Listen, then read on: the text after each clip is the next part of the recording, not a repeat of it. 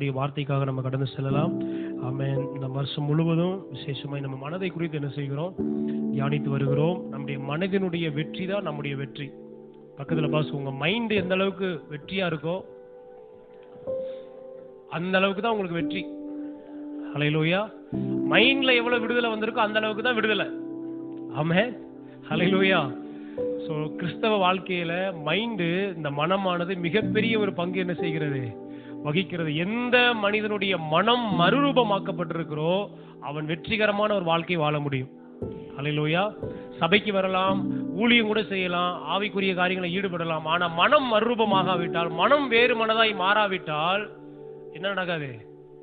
எந்த வெற்றி நம்மளால பார்க்கவே முடியாது. சோ ஆகையால் தேவ பிள்ளைகள் நிறைய நேரங்கள்ல ஆவிக்குரிய காரியங்கள் அதிகமா ஈடுபாடுகள் என்ன செய்யறாங்க. ஆனா தேவ ஜனங்கள் மனதை மறுரூபமாக்குவதற்கு முக்கியத்துவம் என்ன செய்யறது கிடையாது, கொடுப்பது கிடையாது. ரட்சிக்கப்படுவதற்கு முன்பாக இருந்த அதே மனநிலை, அதே வாழ்க்கை ரட்சிக்கப்பட்டதுக்கு அப்புறம் என்ன செய்கிறது? தொடர்ந்து வர்றதுனால அவர்களால ரட்சிக்கப்பட்டதுக்கு அப்புறம் பெரிய வெற்றிகளை, விடுதலை என்ன செய்ய முடியறதில்ல, பார்க்க முடியல. ஆனா நான் சொல்லுகிறேன், கிறிஸ்தவ வாழ்க்கை என்பது வெற்றியில நடக்கிற ஒரு வாழ்க்கை, விடுதலையில நடக்கிற ஒரு வாழ்க்கை, அற்புதங்களில் நடக்கிற ஒரு வாழ்க்கை, அதிசயங்களை பார்க்கிற ஒரு வாழ்க்கை.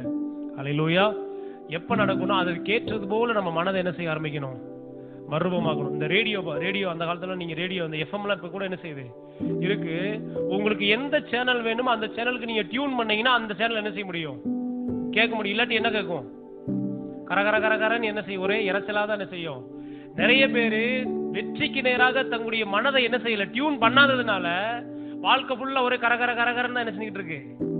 ஒரே அழுகையும் கண்ணீரும் பாடுகளும் இதே தான் என்ன செஞ்சுட்டு இருக்கு, வாழ்க்கையில கேட்டுட்டு இருக்கு. காரணம் என்னன்னா, வெற்றிக்கு நேராக என்ன செய்யல அவங்க. ஆனா இருக்கா இல்லையா? நம்ம எதிர்பார்க்க அந்த சேனல் என்ன செய்யுது? இருக்கு. ஆனா நம்ம என்ன பண்ணணும்? அதை டியூன் பண்ணணும். அதை இல்லையா? நீங்க சேனல்ல, டிவியில சேனல் என்ன செய்யறோம்? பிளஸிங் டிவி வேணும், பிளஸிங் டிவியை மாத்துறீங்க இல்ல? அவன் ஒரு சேனல் இல்லாததை வச்சு அமைக்கிட்டே இருந்தீங்கன்னா என்ன ஆகும்? அப்படியே புள்ளியா என்ன செய்யுது. சோ நம்ம மனதை நம்ம என்ன செய்ய ஆரம்பிக்கணும்? மறுரூபமாக்க ஆரம்பிக்கணும். எந்த மனிதனுடைய மனமானது தேவ வார்த்தைக்கு ஏற்றபடி மறுரூபமாயிருக்கும். ஹல்லேலூயா. எப்படி மறுரூபமாகணும்? கர்த்தருடைய வார்த்தை என்ன சொல்லுகிறதோ அதற்கேற்றது போல என் மனதை டியூன் பண்ணணும். புரியுதா? மனதை மாத்துறன்னு நான் முன்னாடி ரட்சிக்கப்படுறதுக்கு முன்னாடி ஒரே தவறான காரியங்களை பார்த்துக்கிட்டு இருந்தேன், கேட்டுக்கிட்டு இருந்தேன். இப்ப வெறும் நல்ல காரியத்தை பார்த்துக்கிட்டு இருக்கேன், கேட்டுக்கிட்டு இருக்கேன் அப்படின்னு மாத்தக்கூடாது. ரட்சிக்கப்படுவதற்கு முன்பாக நான் இருளா இருந்தேன், இப்ப கர்த்தருடைய பிள்ளையாக தேவனுடைய வார்த்தை என்னை குறித்து என்ன சொல்லுகிறதோ அதற்கேற்றது போல என் மனதை நான் என்ன செய்கிறேன்? நான் என் மனதை மாற்றுகிறேன்னு சொல்லும் போது கர்த்தருடைய வார்த்தை என்னென்ன ஆசீர்வாதங்களை எல்லாம் சொல்லுதோ அதெல்லாம் நம்ம என்ன செய்ய முடியும்? அனுபவிக்க முடியும். ஹல்லேலூயா. சோ மனம் மறுரூபமாகுதா இல்லையா? பக்கத்துல பார்த்து கேளுங்க, மனசுல மைண்ட்ல ஏதாவது சேஞ்ச் வருதா? ஹல்லேலூயா. நம்ம வெளிப்புறத்துல சேஞ்ச் பிரயோஜனம் இல்ல, மைண்டுக்குள்ள சேஞ்ச் வந்தாதான் என்ன செய்யுது? அது நிரந்தரமா என்ன செய்யும்? நிரந்தரமா நிலையாக என்ன செய்யும்? ஆமே, நமக்கு வெற்றியும் விடுதலையும் என்ன செய்ய ஆரம்பிக்கும்? கொடுக்க ஆரம்பிக்கும். சோ அதனால மனதோடு ஏன் இந்த வாக்குத்தத்தங்களை எல்லாம் மறுபடியும் நம்ம சொல்லுகிறோம்னா, ஏன் வாக்குத்தத்தங்களை நம்ம அதிகமாய் கேட்கணும்னா, வாக்குத்தத்தங்கள் நம்ம என்ன செய்ய ஆரம்பிக்கும்? நம்ம மனதை மறுரூபமாக்க ஆரம்பிக்கும். சோ நான் தான் ஏற்கனவே சொன்னது போல வருகிற சில 2-3 வாரங்களுக்கு எப்படி நம்ம இந்த காரியத்தெல்லாம் கேட்கிறோம். நம்ம நிறைய காரியத்தை கேட்டிருக்கோம், எப்படி மனதை நம்ம என்ன செய்யணும்? மறுரூபமாக்கணும் நம்ம கேட்டிருக்கோம். ஆனா வரப்போகிற வாரத்துல எப்படி அதை நம்ம மனதில் கொண்டு போய் என்ன செய்யறது, செட் பண்றதுன்னு என்ன செய்ய போறோம்? ரொம்ப முக்கியமான காரியங்களை 2-3 வாரம் சொல்ல போறேன். ஹல்லேலூயா. இதெல்லாம் நம்ம கேட்கிறோம். ஆமா, நான் கிறிஸ்துவுக்குள்ள இருக்கிறேன், நான் புது சிருஷ்டியா இருக்கிறேன், நான் தேவனுடைய பிள்ளையா இருக்கிறேன், நான் ராஜாவா இருக்கிறேன், ஆசாரியனா இருக்கிறேன் இல்லையா, கர்த்தர் என்ன உன்னதங்களை உட்கார வச்சிருக்கிறாரு, இல்ல கிறிஸ்துவுக்குள்ள எவ்வளவு ஆசீர்வாதங்கள் எனக்கு என்ன செய்கிறது? வேதம் என்னை வித்தியாசமானவனாக காண்பிக்கிறது. நான் மறுபடியும் சொல்றேன் அந்த வார்த்தைய. நீங்க ஒரு கண்ணாடிக்கு முன்னாடி போய் நிற்கும் போது நீங்கள் எப்படிப்பட்டவர்களா இருக்கிறீர்கள் என்பதை தான் அந்த கண்ணாடி என்ன செய்கிறது? காண்பிக்கிறது. அதான் கண்ணாடியோட வேலை. கண்ணாடியோட வேலை என்னது? நீங்க எப்படி இருக்கிறீங்களோ அதை அப்படியே பிரதிபலிக்கிறதா கண்ணாடியுடைய வேலை. ஆனா இந்த கர்த்தருடைய வார்த்தை அதை காட்டிலும் ஒரு மேன்மையான கண்ணாடியா இருக்கு. என்ன கண்ணாடியா இருக்குன்னா, இது நாம் யாராக இருக்கிறோம் என்பதையும் என்ன செய்கிறது? காண்பிக்கிறது. அதுக்கப்புறம் இன்னொரு காரியத்தையும் இந்த வேதம் காண்பிக்கிறது. என்னன்னா, நாம் எப்படிப்பட்டவர்களா இருக்க வேண்டும் என்பதை இந்த கண்ணாடி காமிக்கிறது. புரியுதா? ஆமென்.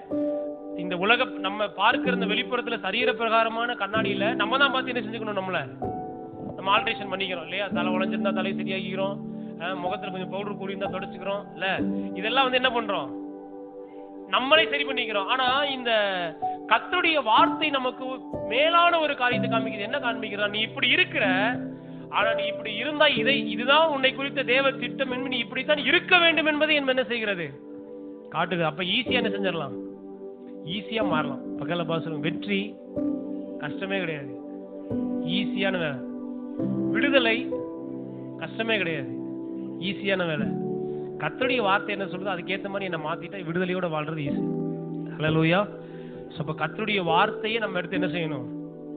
தியானிக்கணும், மறுரூபமாக்கணும். மனதோடு அதிகமான வேலை என்ன செய்யணும்? அதான் ஒரு ஊழியக்காரர் சொல்லுவார், நம்முடைய மனமானது ஒரு குப்பை தொட்டி அல்ல. தேவையில்லாத கண்டதையும் தூக்கி உள்ள போடுறதுக்கு இந்த மைண்ட் ஒரு குப்பை தொட்டியே கிடையாது. அல்லேலூயா. இது ட்ரெஷர் பாக்ஸ்ன்னு சொல்லுவாங்க. அப்படின்னா என்னதான் வைக்கணும்? வீடுக்குள்ள நீங்க தங்கம், வெள்ளி, பொண்ணெல்லாம், பணத்தெல்லாம் வைக்கிறதுக்கு என்ன பண்ணிருக்கோம்?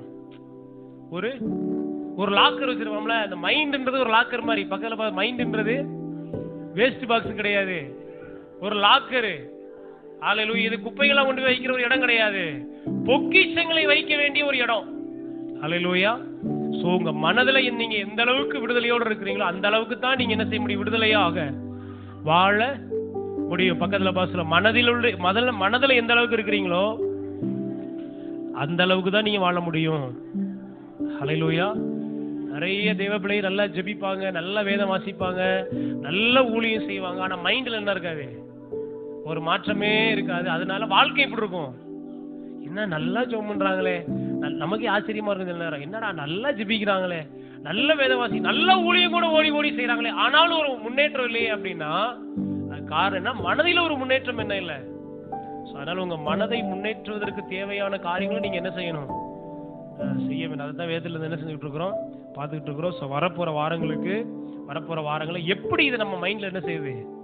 இப்ப இதெல்லாம் பார்த்தோம், இதெல்லாம் இப்படிதான் நம்ம இருக்கணும், இப்படி எல்லாம் நம்ம மனதை மாத்தணும்னு பார்த்தோம். இது இப்ப என்ன பண்ணணும்? நம்ம கொண்டு போய் பிக்ஸ் பண்ணணும், கொண்டு போய் வைக்கணும். அது ரொம்ப முக்கியமா இல்லையா? முக்கியம். அது எப்படி நம்ம மைண்டுக்குள்ள கொண்டு போய் என்ன செய்ய போறது? வைக்கிறது தான் பார்த்தோம். அதுல கடந்த வாரம் ஒரு காரியத்தை நான் பிரசங்கம் பண்ணும்போது சொன்னேன். என்னன்னா, ஆவிக்குரிய பாடல்கள் நமக்குள்ள அதை என்ன செய்யுது? செட் பண்றதுக்கு உதவி செய்யுது. என்னது? கர்த்தருடைய வார்த்தை என்னை குறித்து என்ன சொல்லுகிறதோ அதை என் மைண்டுக்குள்ள செட் பண்றதுக்கு எது உதவி செய்கிறது? ஆவிக்குரிய சினிமா பாட்டு கிடையாது, ஆவிக்குரிய பாட்டு என்ன செய்யுது? என்ன நான் நல்ல ஆவிக்குரிய பாடல்களை பாடும்போது இப்ப கூட பாடணும். நம்ம ஜெயம் கொடுக்கும் தேவனுக்கு ஸ்தோத்திரம் அப்படின்னும் நல்லா கவனிங்க. இந்த பாடல் எனக்குள்ள என்னத்தை செய்யும் அப்படின்னா, நான் ஜெயத்திற்காக பிறந்தவன், எனக்கு ஜெயத்தை கொடுக்கிற ஒரு தேவன் இருக்கிறாரு அப்படின்றத எனக்குள்ள என்ன செய்கிறது? அதனாலதான் தோல்வியின் நேரத்துல, பலவீனத்தின் நேரத்துல, போராட்டங்களின் நேரத்துல உட்கார்ந்து சோகப்பாட்டை பாடிட்டு இருக்க கூடாது. என்ன பாட்டை பாடணும்? துதிப்பாட்டை பாடணும் இல்லையா? விசுவாச பாடல்களை பாடணும். ஆமென். ஏன்னா அந்த சிச்சுவேஷனுக்கு சோகப்பாட்டு ரொம்ப எப்படி இருக்கும்? அப்படியே எதமா தாலாட்டு பாடணுமான்னு என்ன செய்யும்? கேட்க எப்படி இருக்கும்? இல்ல இந்த பிரச்சனைகளின் நேரத்துல, சோகத்தின் நேரத்துல, கண்ணீரின் இல்ல நம்ம அந்த வழியா பல நேரங்கள் என்ன செய்யறோம்? எல்லாமே நமக்கு சாதகமான ஒரு பாதை வழியா நம்ம என்ன செய்யறது இல்ல, கடந்து போகிறது இல்ல. ஆனா அந்த மாதிரி நேரத்துல நம்ம என்ன பண்ணணும்? நம்ம என்ன செய்யணும்? நல்ல விசுவாச பாடல்களை போட்டு என்ன செய்யணும்? கேட்கும் போது என்ன ஆகும்னா, அந்த பிரச்சனை என்ன செய்ய ஆரம்பிக்கும்? அதை மேற்கொள்றதுக்கு நமக்கு பலன் கிடைக்கும். இல்லன்னா என்ன ஆகும்னா, நம்ம சோக பாட்டையும் கண்ணீரின் பாட்டையும் கேட்கும் போது அதே பிரச்சனை வேற ஒரு பிரச்சனைக்கு நமக்கு என்ன செய்யும்? வழி வகுக்க ஆரம்பிக்கும். சரியா? அப்ப எப்படி இந்த காரியத்தை எல்லாம் கர்த்தருடைய வார்த்தை சொல்லுகிற என்னை குறித்த அந்த படத்தை, என்னை குறித்த தேவ சித்தத்தை, கர்த்தருடைய வார்த்தை நான் யாராக இருக்க வேண்டும், எப்படிப்பட்டவனாக இருக்க வேண்டும் என்று கர்த்தருடைய வார்த்தை சொல்லுகிறதோ அதை என் மனதுக்குள்ள பதிய வைக்கிறதுக்கு நான் என்ன செய்யலாம்? ஆவிக்குரிய பாடல்களை என்ன செய்யலாம்? அதிகமாய். அதான் எபேசியர் 5 பார்த்தோம். சங்கீதங்களினாலும் கீர்த்தனைகளினாலும் ஞான பாட்டுகளினாலும் ஒருவருக்கு ஒருவர் என்ன செய்யுங்க? புத்தி சொல்லுங்க. அப்படின்னா ஒருத்தன் துக்கமா இருக்கும்போது, பிரச்சனையா இருக்கும்போது அங்க போய் என்ன செய்யணும்? அவனுக்கு என்ன பாட்டு பாடணுமா? என்ன பாட்டு பாடணும்? அவங்க கூட சேர்ந்து சோக பாட்டை பாட சொல்லல, துதி பாட்டை என்ன செய்யணுமா? ஸ்தோத்திர பாட்டை என்ன செய்யணும்? இயேசு கிறிஸ்துடைய அது ஒரு பெரிய பாடம் இல்லையா? இயேசு கிறிஸ்து கூட பாத்தீங்கன்னா, நீங்க அவர் கல்வாரி சிலுவைக்கு என்ன செய்ய போறாரு? கல்வாரி சிலுவைக்கு போக போறாரு. ஒரு பெரிய பாட சந்திக்க போறாரு. சிலுவையை தூக்கிட்டு என்ன செய்யணும்? போய் கல்வாரி சிலுவையில பாடுகளை பட்டு அடி வாங்கி, உதை வாங்கி, ரத்தம் சிந்த என்ன செய்யணும்? மறிக்கணும். அந்த சூழ்நிலை கொஞ்சம் யோசிச்சு பாருங்க. கடினமான பாதையா இல்ல ஈஸியான பாதையா? ரொம்ப கடினமான ஒரு பாதை அது இல்லையா? ஆனா கெத்செமனே தோட்டத்துல போய் இயேசு கிறிஸ்து என்ன பாட்டு பாடினாரு? ஸ்தோத்திர பாட்டு பாடினாருன்னு இருக்கு. என்ன பாட்டு? இப்ப அவ்வளவு பெரிய பாடையும் உபத்திரவத்தையும் அவமானம் என்ன பாட்டு தான் பாடி இருக்கணும்?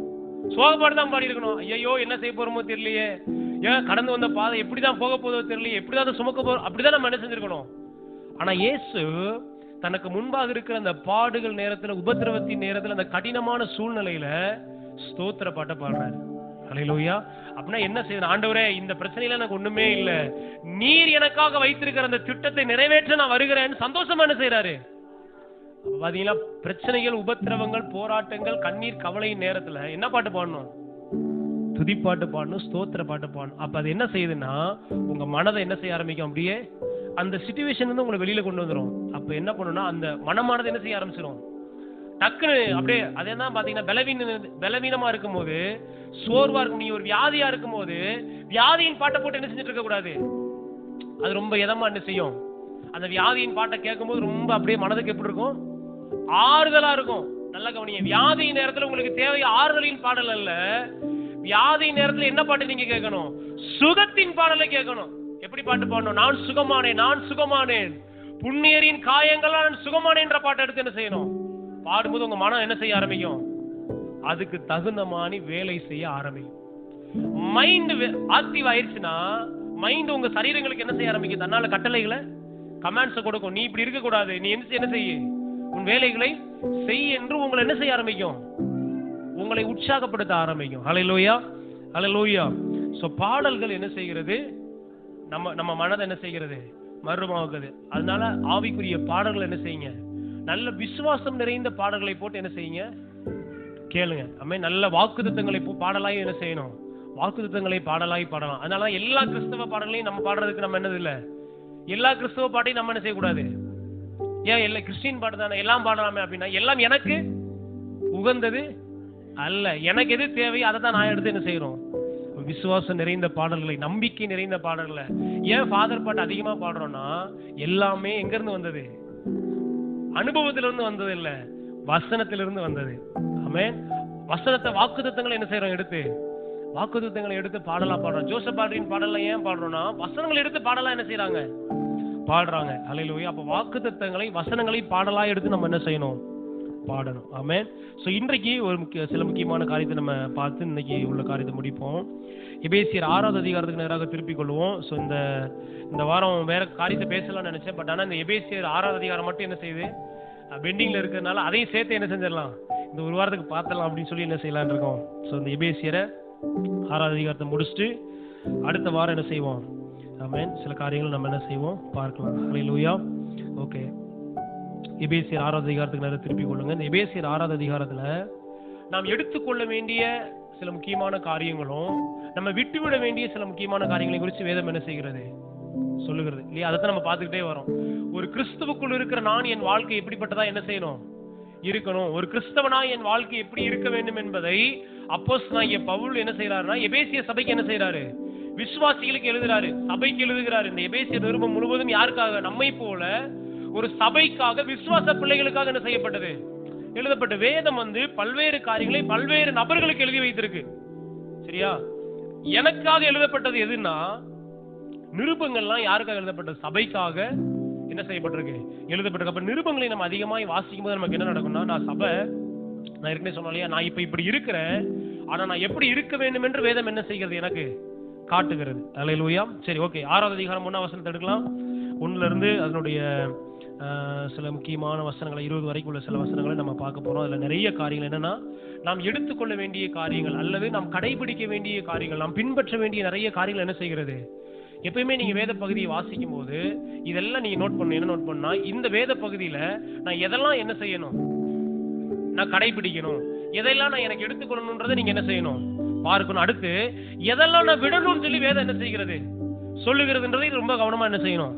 கவனிக்கணும். சரி, ஓகே, வாசிக்க. முதலாவது, பிள்ளைகளே உங்கள் பெற்றோருக்கு கர்த்தருக்குள் கீழ்ப்படியுங்கள், இது நியாயம். முதலாவது என்னன்னா, நாம் எடுத்துக்கொள்ள வேண்டிய காரியம், நம்ம என்ன செய்யணும்? பெற்றோருக்கு கீழ்ப்படியணும். கீழ்ப்படிதல் ரொம்ப ரொம்ப முக்கியம். ஹல்லேலூயா. இன்னைக்கு பாருங்க, கீழ்ப்படியாமை அதிகமா என்ன செய்கிறது? குறிப்பா பெற்றோருக்கு என்ன செய்யறது கிடையாது. வாலிப பிள்ளைங்களா கவனமா கவனிங்க. பெற்றோருக்கு நீங்க என்ன செய்யணும்? நீங்க கீழ்ப்படிய வேண்டும். ஆமென். பெற்றோர்னா உங்களுடைய ஆவிக்குரிய பெற்றோர் இருக்கிறாங்க. உங்களை வளர்க்கிற உங்களுடைய பெற்றோர் என்ன செய்யறாங்க இருக்கிறாங்க. அதே போல திருமணமானா நம்முடைய மாமனார் மாமியார் வந்து யார் தான்? அவங்களும் ஒரு பெற்றோர் தான். ஆமென். அப்ப அவங்களுக்கு நம்ம என்ன செய்யணும்? உங்கள் பெற்றோருக்கு கர்த்தருக்குள் கீழ்ப்படிங்க. அப்படின்னா என்னன்னா, கிறிஸ்துவுக்குள்ள நான் என்ன செய்யணும்? அவங்களுக்கு அவங்க ஒருவேளை அவங்க ரட்சிக்கப்படாதவங்களா இருக்கலாம், அவங்க ஆண்டவரை பற்றி அறியாதவங்களா இருக்கலாம். ஆனா கிறிஸ்துவுக்குள் நான் அவர்களுக்கு என்ன செய்யணுமா? நான் அவர்களுக்கு கீழ்ப்படியணும். ஏன் கீழ்ப்படியணும் அப்படின்னு வேதம் சொல்லுது பாருங்க. 2ஆம் வசனம். முதலாவது என்ன பண்ணணும்? நன்மை உண்டாகிறதுக்கு. 2வது பூமியில உயிரோடு இருக்கிறதுக்கு. 2 காரியம். எதுக்கு? எனக்கு நன்மை கிடைக்கணும். 2வது என்ன நடக்கணும்? பூமியில வாழ்நாள் நீடித்திருக்கணும். அப்படின்னா நான் சொல்றேன் பாருங்க, ரொம்ப நாள் உயிர் வாழணும்னு ஆசை எத்தனை பேருக்கு இருக்கு? எல்லாத்துக்குமே இருக்கு. இருக்கா இல்லையா? அதிக நாள் உயிர் வாழ வேண்டும் என்று என்ன செய்கிறோம்? நம்ம விரும்புகிறோம். அதுக்கு என்ன செய்யணும்னா, பெற்றோருக்கு என்ன செய்யணும்? கீழ்ப்படியணும். 2வது அவங்களை கனம் பண்ணணும். ஆமென். இன்னைக்கு உலகத்துல பூமியில அதிகமான இளம் வயது மரணங்கள் நடப்பதற்கு ஒரு காரணம் சொல்றேன். ஏன் சடுதியான மரணங்கள் வருது? ஏன் வாலிபர்களை மரித்து போறாங்க? ஏன் குறுகிய கால வயதிலேயே அவங்க மரித்து போகிறாங்கன்னா அதுக்கு ஒரு காரணம்.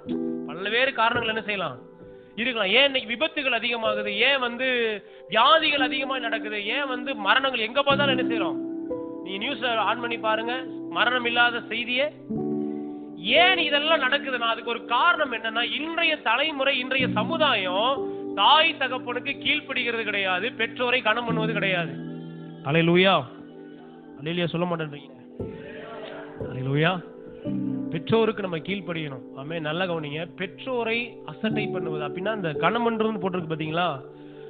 பூமியிலே உன் வாழ்நாள் நீடித்திருப்பதற்கும் உன் தகப்பனையும் உன் தாயையும் கனம் பண்ணுவாயாக என்பதே வாக்குத்தத்தம் உள்ள முதலாம் கற்பனை. அப்படின்னா என்னன்னா, எல்லா கற்பனைகளையும் கற்பனை மட்டும்தான் இருக்கு.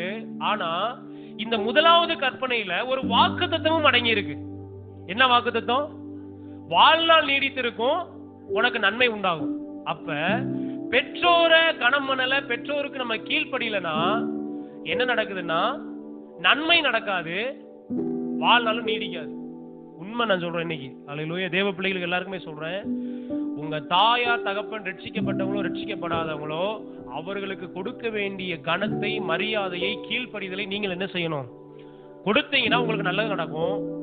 அப்புறம் நீங்க வாழ்நாள் என்ன செய்யலாம்? நீடித்து வாழலாம். ஆமென். அல்லேலூயா. சொல்றது புரியுதா?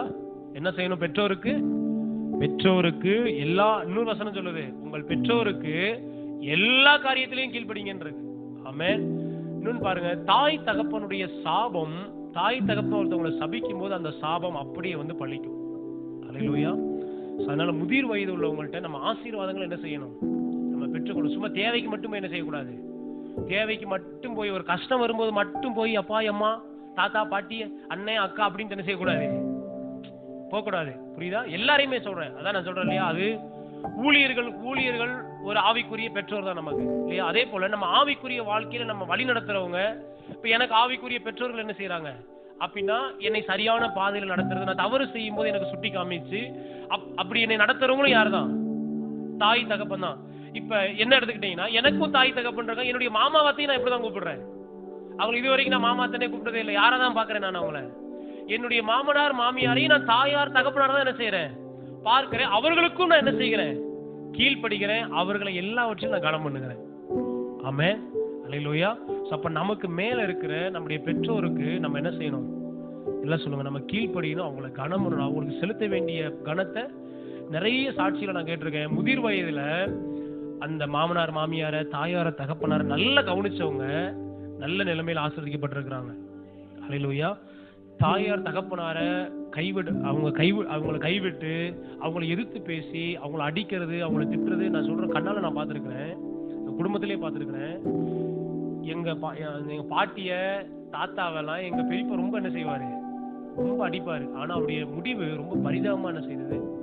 ரொம்ப பரிதாபமான நிலைமையில மரித்து போயிட்டாரு. 3 வருஷத்துக்கு முன்னாடி இறந்துட்டாரு. அப்ப தாய் தகப்பனை அடிப்பது, அவங்களை எதிர்த்து பேசுவது, இதெல்லாம் ரொம்ப ரொம்ப கெட்ட குணங்கள். ஆமென். தாயாரையும் தகப்பனையும் சபிச்சா வேதம் என்ன தெரியுமா? நீங்க நியாயாதிபதிகள்ல இல்ல யாத்திராகம் புஸ்தகத்துல எல்லாத்தையும் நீங்க லேவியராகம் புஸ்தகத்துல நீங்க வாசித்து பாத்தீங்கன்னா, தாயையும் தகப்பனையும் சபிக்கிறவனை நியாயஸ்தலத்துல கொண்டு போய் அவனை கல்லெறிஞ்சு கொண்டு வரணும். அப்படின்னா நீ யாருமே உயிரோடு இருக்க மாட்டாங்க. புரியுதா இல்லையா?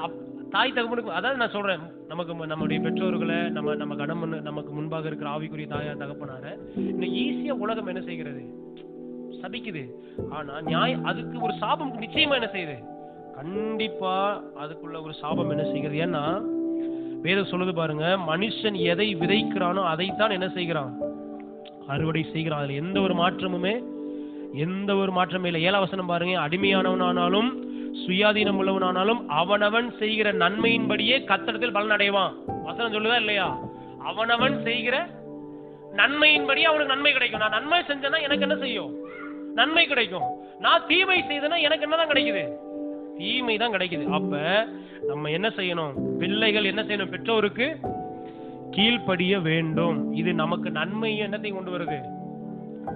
வாழ்நாள் நீடிப்பையும் கொண்டு வருகிறது. ஆமென். ரொம்ப நாள் உயிரோடு இருக்கணும்னா என்ன செய்யுங்க? பெற்றோர் என்ன செய்யுங்க? கீழ்ப்படிங்க. பெற்றோர் கனம் பண்ணுங்க. முதிர் வயதானவங்க, அவங்க தாத்தா பாட்டி உயிரோடு இருக்காங்கன்னா அவங்களை நீங்க என்ன செய்யணும்? நல்லா நீங்க அவங்களை கனம் பண்ணி அவங்க ஆசீர்வாதம் உங்க மேல வந்துச்சு. அவங்க ரட்சிக்கப்பட்டவங்களும் ரட்சிக்கப்படாதே, உண்மை சொல்றேன். ஒருவேளை அவங்க ரட்சிக்கப்படாதவங்களா கூட இருக்கலாம். ஆனா அவங்க உங்களை ஆசீர்வதிச்சாங்கன்னா நிச்சயமா அந்த ஆசீர்வாதம் உங்க மேல தங்கும். ஆமென். அவர்களை சபிக்கும் போது அந்த சாபம் நம்ம மேல நிச்சயமா என்ன செய்யுது? அது வேதமும் அங்கீகரிக்குது பாருங்க. நீங்க வேதத்துல ஆதியாகமத்துல யாத்திராகமத்துல நீங்க வாசித்து பாத்தீங்கன்னா, உபாகம புஸ்தகம் வரைக்கும் முற்பிதாக்கள் அவருடைய சந்ததி என்ன செய்யறாங்க? ஆபிரகாம் அவன் சந்ததி ஆசீர்வதிக்கிறான். ஈசாக்கு என்ன சொல்லி ஆசீர்வதிச்சா அப்படி நடந்துச்சு. ஈசாக்கு யாக்கோபையும் ஏசாவையும் எப்படி ஆசீர்வதிச்சா அப்படி என்ன செய்தது? நடந்தது. யாக்கோபு 12 பேரையும் ஆசீர்வதிக்கிறாரு. நடந்துச்சா இல்லையா? நடந்துச்சு. சபிச்சாரு. சாபம் வந்துச்சா இல்லையா? அதுக்கெல்லாம் முன்னாடியே சொல்றேன். ஆபிரகாமுக்கு முன்னாடியே சொல்றேன். நோவா தன்னுடைய அந்த மூத்த குமாரனை சபிக்கிறான். அந்த சாபம் அவன் மேல என்ன செஞ்சுச்சு? வந்துருச்சு. அந்த சேம் காம் யாபேத்து இல்லையா? இந்த சேமையும் யாபேத்தையும் அவர் என்ன செய்யறாரு? ஆசீர்வதிக்கிறாரு. அவங்க ஆசீர்வாதமா இருந்தாங்க. கானானை சபிக்கிறாரு. கானான் சபிக்கப்பட்டு போனான்னு வேதம் சொல்லுது. அப்ப முற்பிதாக்கள், இது வேதாகம சரித்திரம். மோசே இஸ்ரவேல் ஜனங்களை ஆசீர்வதிக்கிறாரு. அவர் என்னென்னலாம் சொல்லி ஆசீர்வதிச்சாங்களோ அந்த ஆசீர்வாதம் அவங்க மேல என்ன செஞ்சது? அப்ப நல்ல கவனிங்க, உங்க முற்பிதாக்களுடைய ஆசீர்வாதம் உங்களுக்கு தேவை. ஆமென். அவர்கள் என்ன வார்த்தையை சொல்லி ஆசீர்வதிக்கிறாங்களோ அது நமக்கு ரொம்ப ஆசீர்வாதம். அதனால உங்க குடும்பத்துல பெரியவங்க எல்லாம் உயிரோடு இருக்கிறாங்கன்னா அவங்கள்ட்ட நல்ல ஆசீர்வாதங்கள் என்ன செய்யுங்க. போய் ஏதாவது வாங்கணும்ன்றதுக்காக என்ன செய்யாதீங்க, எதையும் அவங்களுக்கு செய்யாதீங்க. அவங்களை உண்மையா மனப்பூர்வமா நீங்க என்ன செய்யுங்க. ஏன்னா வேதம் சொல்லுகிறது, இந்த எபேசியில நீங்க படிப்பீங்க பாருங்க, எதை செய்தாலும் எப்படி செய்யணும்னு சொல்லுது. எப்படி செய்யணும்? மனப்பூர்வமா செய்யணும் தான் என்ன செய்யுது சொல்லுது. ஓகே, முதலாவது என்ன செய்யணும்? அப்ப பெற்றோருக்கு கீழ்ப்படியணும். ரெண்டாவது அவர்கள் என்ன செய்யணும்? கனம் பண்ணணும். அடுத்து 4வது வசனத்தை பாருங்க. பிதாக்களே, நீங்களும் உங்கள் பிள்ளைகளை கோபப்படுத்தாமல் கர்த்தருக்கேற்ற சிட்சையிலும் போதனையிலும் வளர்க்கணும். நம்ம கடைபிடிக்க வேண்டிய ஒரு காரியம் என்னன்னா, பிள்ளைகளை எப்படி வளர்க்கணும்? நல்ல கவனிங்க. பிள்ளைகள்லாம் வளர்க்குறீங்க, எப்படி வளர்க்கணும்னு வேதம் சொல்லுது பாருங்க. கர்த்தருக்கு ஏற்ற சிட்சையிலும் போதனையிலும் அவங்களை நம்ம வளர்த்தீங்கன்னா அவங்க நமக்கு மிகப்பெரிய ஒரு ஆசீர்வாதமா இருப்பாங்க. நான் சொல்ல முடியும், ஏன் தாய் தகப்பன் என்ன கர்த்தருக்கேற்ற சிட்சையிலும் போதனையிலும் வளர்த்ததுனால இன்னைக்கு என் தாய் தகப்பனை குறித்து நான் பெருமைப்படுறேன். அல்லேலூயா. என்ன அவங்க இஷ்டத்துக்கு வளர்த்து இஷ்டத்துக்கு என்ன விட்டுருந்தாங்க அப்படின்னா இன்னைக்கு என் தாய் தகப்பனுக்கு நான் பெரிய சாபத்தை தான் கொண்டு வந்திருப்பேன். அவங்களுக்கு ஒரு பெரிய வேதனை தான் கொண்டு வந்திருப்பேன். உண்மையா இல்லையா? அதுதான் உண்மை. இன்னைக்கு நிறைய பிள்ளைகள் பெற்றோருக்கு எதை கொடுக்குறாங்க? காயத்தையும் வேதனையும் பாரத்தையும் தான். எத்தனையோ ஊழியக்காரங்க கூட சொல்றாங்க, நான் ஊழியம் செய்யறையா, ஆனா என் பிள்ளை என்ன இல்லை, கீழ்ப்படிய மாட்டேன். காரணம் என்னன்னா, கர்த்தருக்கேற்ற சிட்சையிலும் போதனையிலும் அவங்களை என்ன செய்யணும்? நம்ம வளர்க்கணும். அதை வளர்க்க தவறும் போது பிள்ளைகள் தன் இஷ்டத்திற்கு என்ன செய்யும்? நீதிமொழிகள் ஒரு வசனம் சொல்லுது, தன் இஷ்டத்திற்கு விடப்பட்ட பிள்ளை தன் தாய்க்கு வெட்கத்தை உண்டு பண்ணும் என்று கர்த்தருடைய வார்த்தை சொல்லுது. புரியுதா? எந்த பிள்ளை தன் இஷ்டத்துக்கு அப்படின்னா, என் பிள்ளை அப்படிலாம் செய்ய மாட்டாங்க, என் பையன் அப்படிலாம் இருக்க மாட்டாங்க, என் பிள்ளை நல்ல பிள்ளை தான், என் பையன் நல்லா வந்தான் அப்படின்னு என்னது? தன் இஷ்டத்துக்கு என்ன செய்யறது? பிள்ளைகளை நீங்க விடும்போது நல்லா கவனிங்க, தகப்பை வளர்த்திருக்காம பாரு அப்படின்னு என்ன செய்ய மாட்டாங்க, சொல்லவே மாட்டாங்க. வேதம் அதை தெளிவாய் சொல்லுகிறது. எப்படி என்ன சொல்லுவாங்க?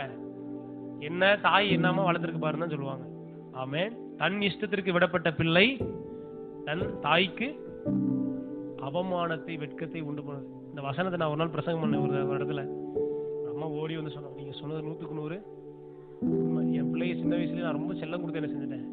ஒரே பிள்ளைன்னு என்னது ஓவர் செல்லம். இப்ப என்னன்னா அந்த பிள்ளை தன் தாய்க்கு என்னத்தை கொண்டு வருது, வெட்கத்தையும் அவமானத்தையும் கொண்டு வருது. பிள்ளைகளை கத்தருக்கேற்ற சிக்ஷை இருக்கா இல்லையா? சிக்ஷை இருக்கு. மாடு மணி போட்டு அடிக்க கூடாது. சிக்ஷை அவங்க என்ன செய்யணும்? வேதம் சொல்லுது, பிரம்பை கையாளுவதால் பிள்ளை சாகான். கம்பல் அடிச்சு பிள்ளைக்கு யாரும் என்னது இல்ல, சாகிறது இல்ல. பிரம்பை கையாளாதவன் தன் பிள்ளையை பகைக்கிறான். ஆனா அவன் மேல் அன்பா இருக்கிறவனோ ஏற்கனவே அவன் என்ன செஞ்சுட்டான்.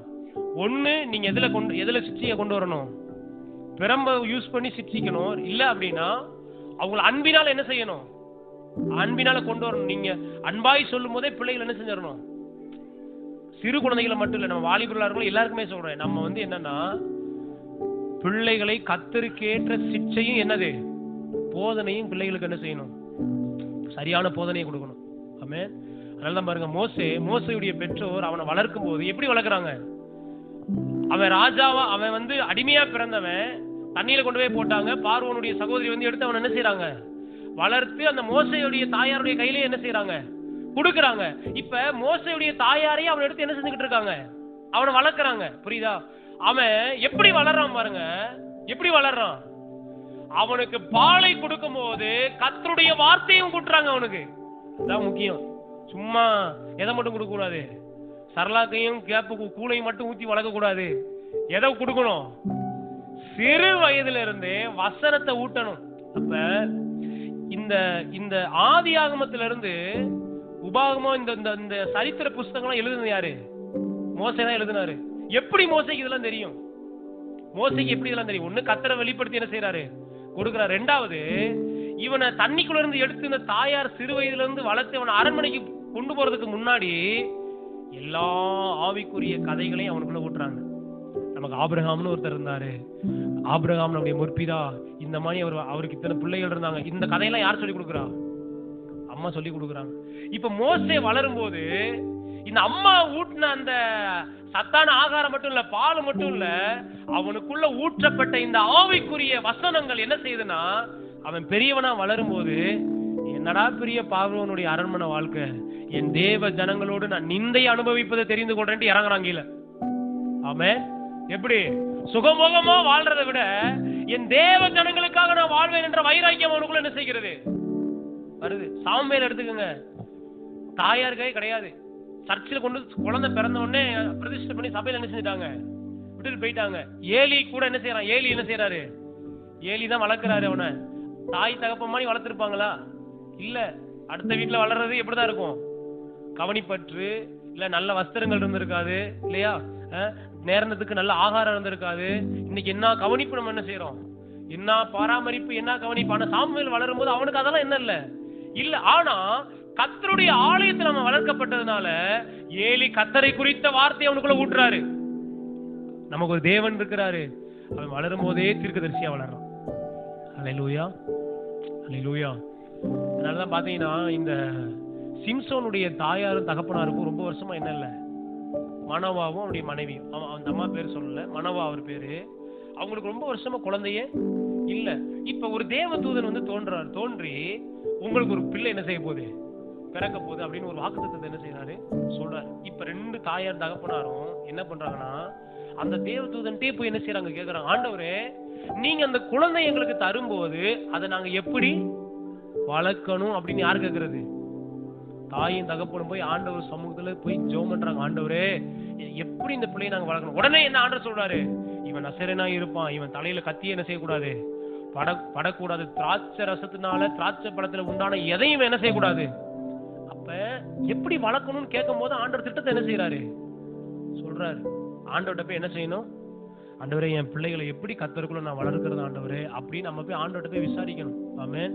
இந்த ரெபேக்காளுடைய வாழ்க்கையை பாருங்க. ரெபேக்காள் வயிற்றுக்குள்ள 2 பிள்ளைங்க என்ன செய்யுது, முட்டி மோதிக்கிட்டு இருக்கு, என்ன செய்யறதுனே தெரியல. உடனே இவங்க என்ன பண்றாங்க, எங்க போய் விசாரிக்கிறாங்க, ஆண்டவர்கிட்ட போய் கேட்கறாங்க, ஆண்டவரே 2 பேரும் உள்ள முட்டி மோதுறாங்க, ஆண்டவரே என்ன செய்யன்னு தெரியல ஆண்டவரே எனக்கு அப்படின்னு ஆண்டவர்கிட்ட போய் என்ன செய்யறாங்க, விசாரிக்கும் போது அந்த பிள்ளைகளை குறித்த திட்டத்தை யார் வெளிப்படுத்துறா? கர்த்தர் வெளிப்படுத்துறாரு. ஆமென். அதனாலதான் அந்த பிள்ளைய பிறக்கும் போதே சொல்லிட்டாரு, இளையவன் மூத்தவன் இளையவன் என்ன செய்வான்? சேவிப்பான். அப்படின்ன உடனே தான் இந்த ரெபேக்காள் என்ன செய்யறாங்கன்னா, யாக்கோப்பு மேல அதிகமாய் பிரியப்பட்டு அவன் என்ன செய்யறாங்க? அவன் மேல அதிக அக்கறை எடுக்கிறாங்க. ஏன்னா எங்க வந்துச்சு வாக்குத்தத்தம்? வயிற்றுக்குள்ள இருக்கும் போதே அவனை குறிச்ச வாக்குத்தத்தத்தை கேட்கிறாங்க. அல்லேலூயா. நம்ம வயிற்றுல இருக்கும் போது ஆனா பெண்ணான்னு இன்டர்நெட்ல போய் பேரை நோண்டிட்டு இருப்போம். இப்படி என்ன பேர் வைக்கலாம், ஏது பேர் வைக்கலாம் அப்படின்னு தான் நீங்க பாக்குறாங்க. ஆனா கர்த்தர்கிட்ட போய் விசாரிக்கிறதுன்றது இல்ல. பிள்ளைகளை கர்த்தருக்கேற்ற சிட்சையிலும் போதனையிலும் வளர்க்கணும். இதெல்லாம் நம்ம கடைபிடிக்க வேண்டிய காரியங்கள். ஆமென். வேதம் இதெல்லாம் தெளிவாய் நமக்கு என்ன செய்கிறது? இதெல்லாம் நமக்கு சொல்லுகிறது. அல்லேலூயா. கர்த்தருக்கேற்ற சிட்சையும் போதனையும், சரியான போதனை. சும்மா மாடமடங்க போட்டு அடிக்கிறதுல மட்டும் கிடையாது, சரியான போதனையை அவங்களுக்கு என்ன செய்யணும்? நம்ம போதனையை கொடுக்கும் போது அங்க அடிக்க அவசியமே வராது. சரியான காரியத்தை கற்றுக் கொடுக்கணும். நீ யாருன்ற அவனுக்கு கற்றுக் கொடுக்கணும். நீ எப்படிப்பட்ட பிள்ளைன்ற அவனுக்கு என்ன செய்யணும்? சிறு வயதுல இருந்தே நீ ஒரு தேவ மனுஷன், நீ ஊழியக்காரன். என்ன அப்படிதான் வளர்த்தாங்க. நீ ஒரு ஊழியக்காரன், நீ ஒரு ஊழியக்காரன். எல்லாம் இதை செய்யலாம். எல்லாம் விளையாடுறதுக்கு போவாங்க. நான் போய் கேட்பேன், எப்ப நான் விளையாட? நீ ஊழியக்காரன், நீ அதெல்லாம் செய்யக்கூடாது. அப்ப சிறு வயதுல இருந்தே என்ன விதை ஊற்றப்பட்டது உள்ள? நீ ஊழியக்காரன், நீ கர்த்தருடைய வேலையை செய்கிறவன். அந்த வித்து என்ன செய்யப்பட்டிருக்கு? உள்ளத்துல ஊற்றப்பட்டு விதைக்கப்பட்டதுனால இன்றைக்கு அது கனி கொடுக்குது. சிறு வயதுல எதை நீங்க ஊற்றுறீங்களோ அதுதான் கனியாய் வந்து நிற்கும். அல்லேலூயா. சிறு வயதுல இருந்தே கர்த்தருடைய வார்த்தை என்ன சொல்லுகிறன்ற வாக்குத்தத்தங்கள் உங்க பிள்ளைகளுக்கு ஊட்டுங்க. முதிர் வயதுல வந்து என்ன செய்யும்? அந்த வாக்குத்தத்தம் நிஜமாய் வந்து நிற்பதை நீங்க பாப்பீங்க. அல்லேலூயா. ஓகே. பிள்ளைகளை கர்த்தருக்கேற்ற சிட்சையிலும் போதனையிலும் என்ன செய்யணும்? வளர்க்கணும். அடுத்து வேலைக்காரரே,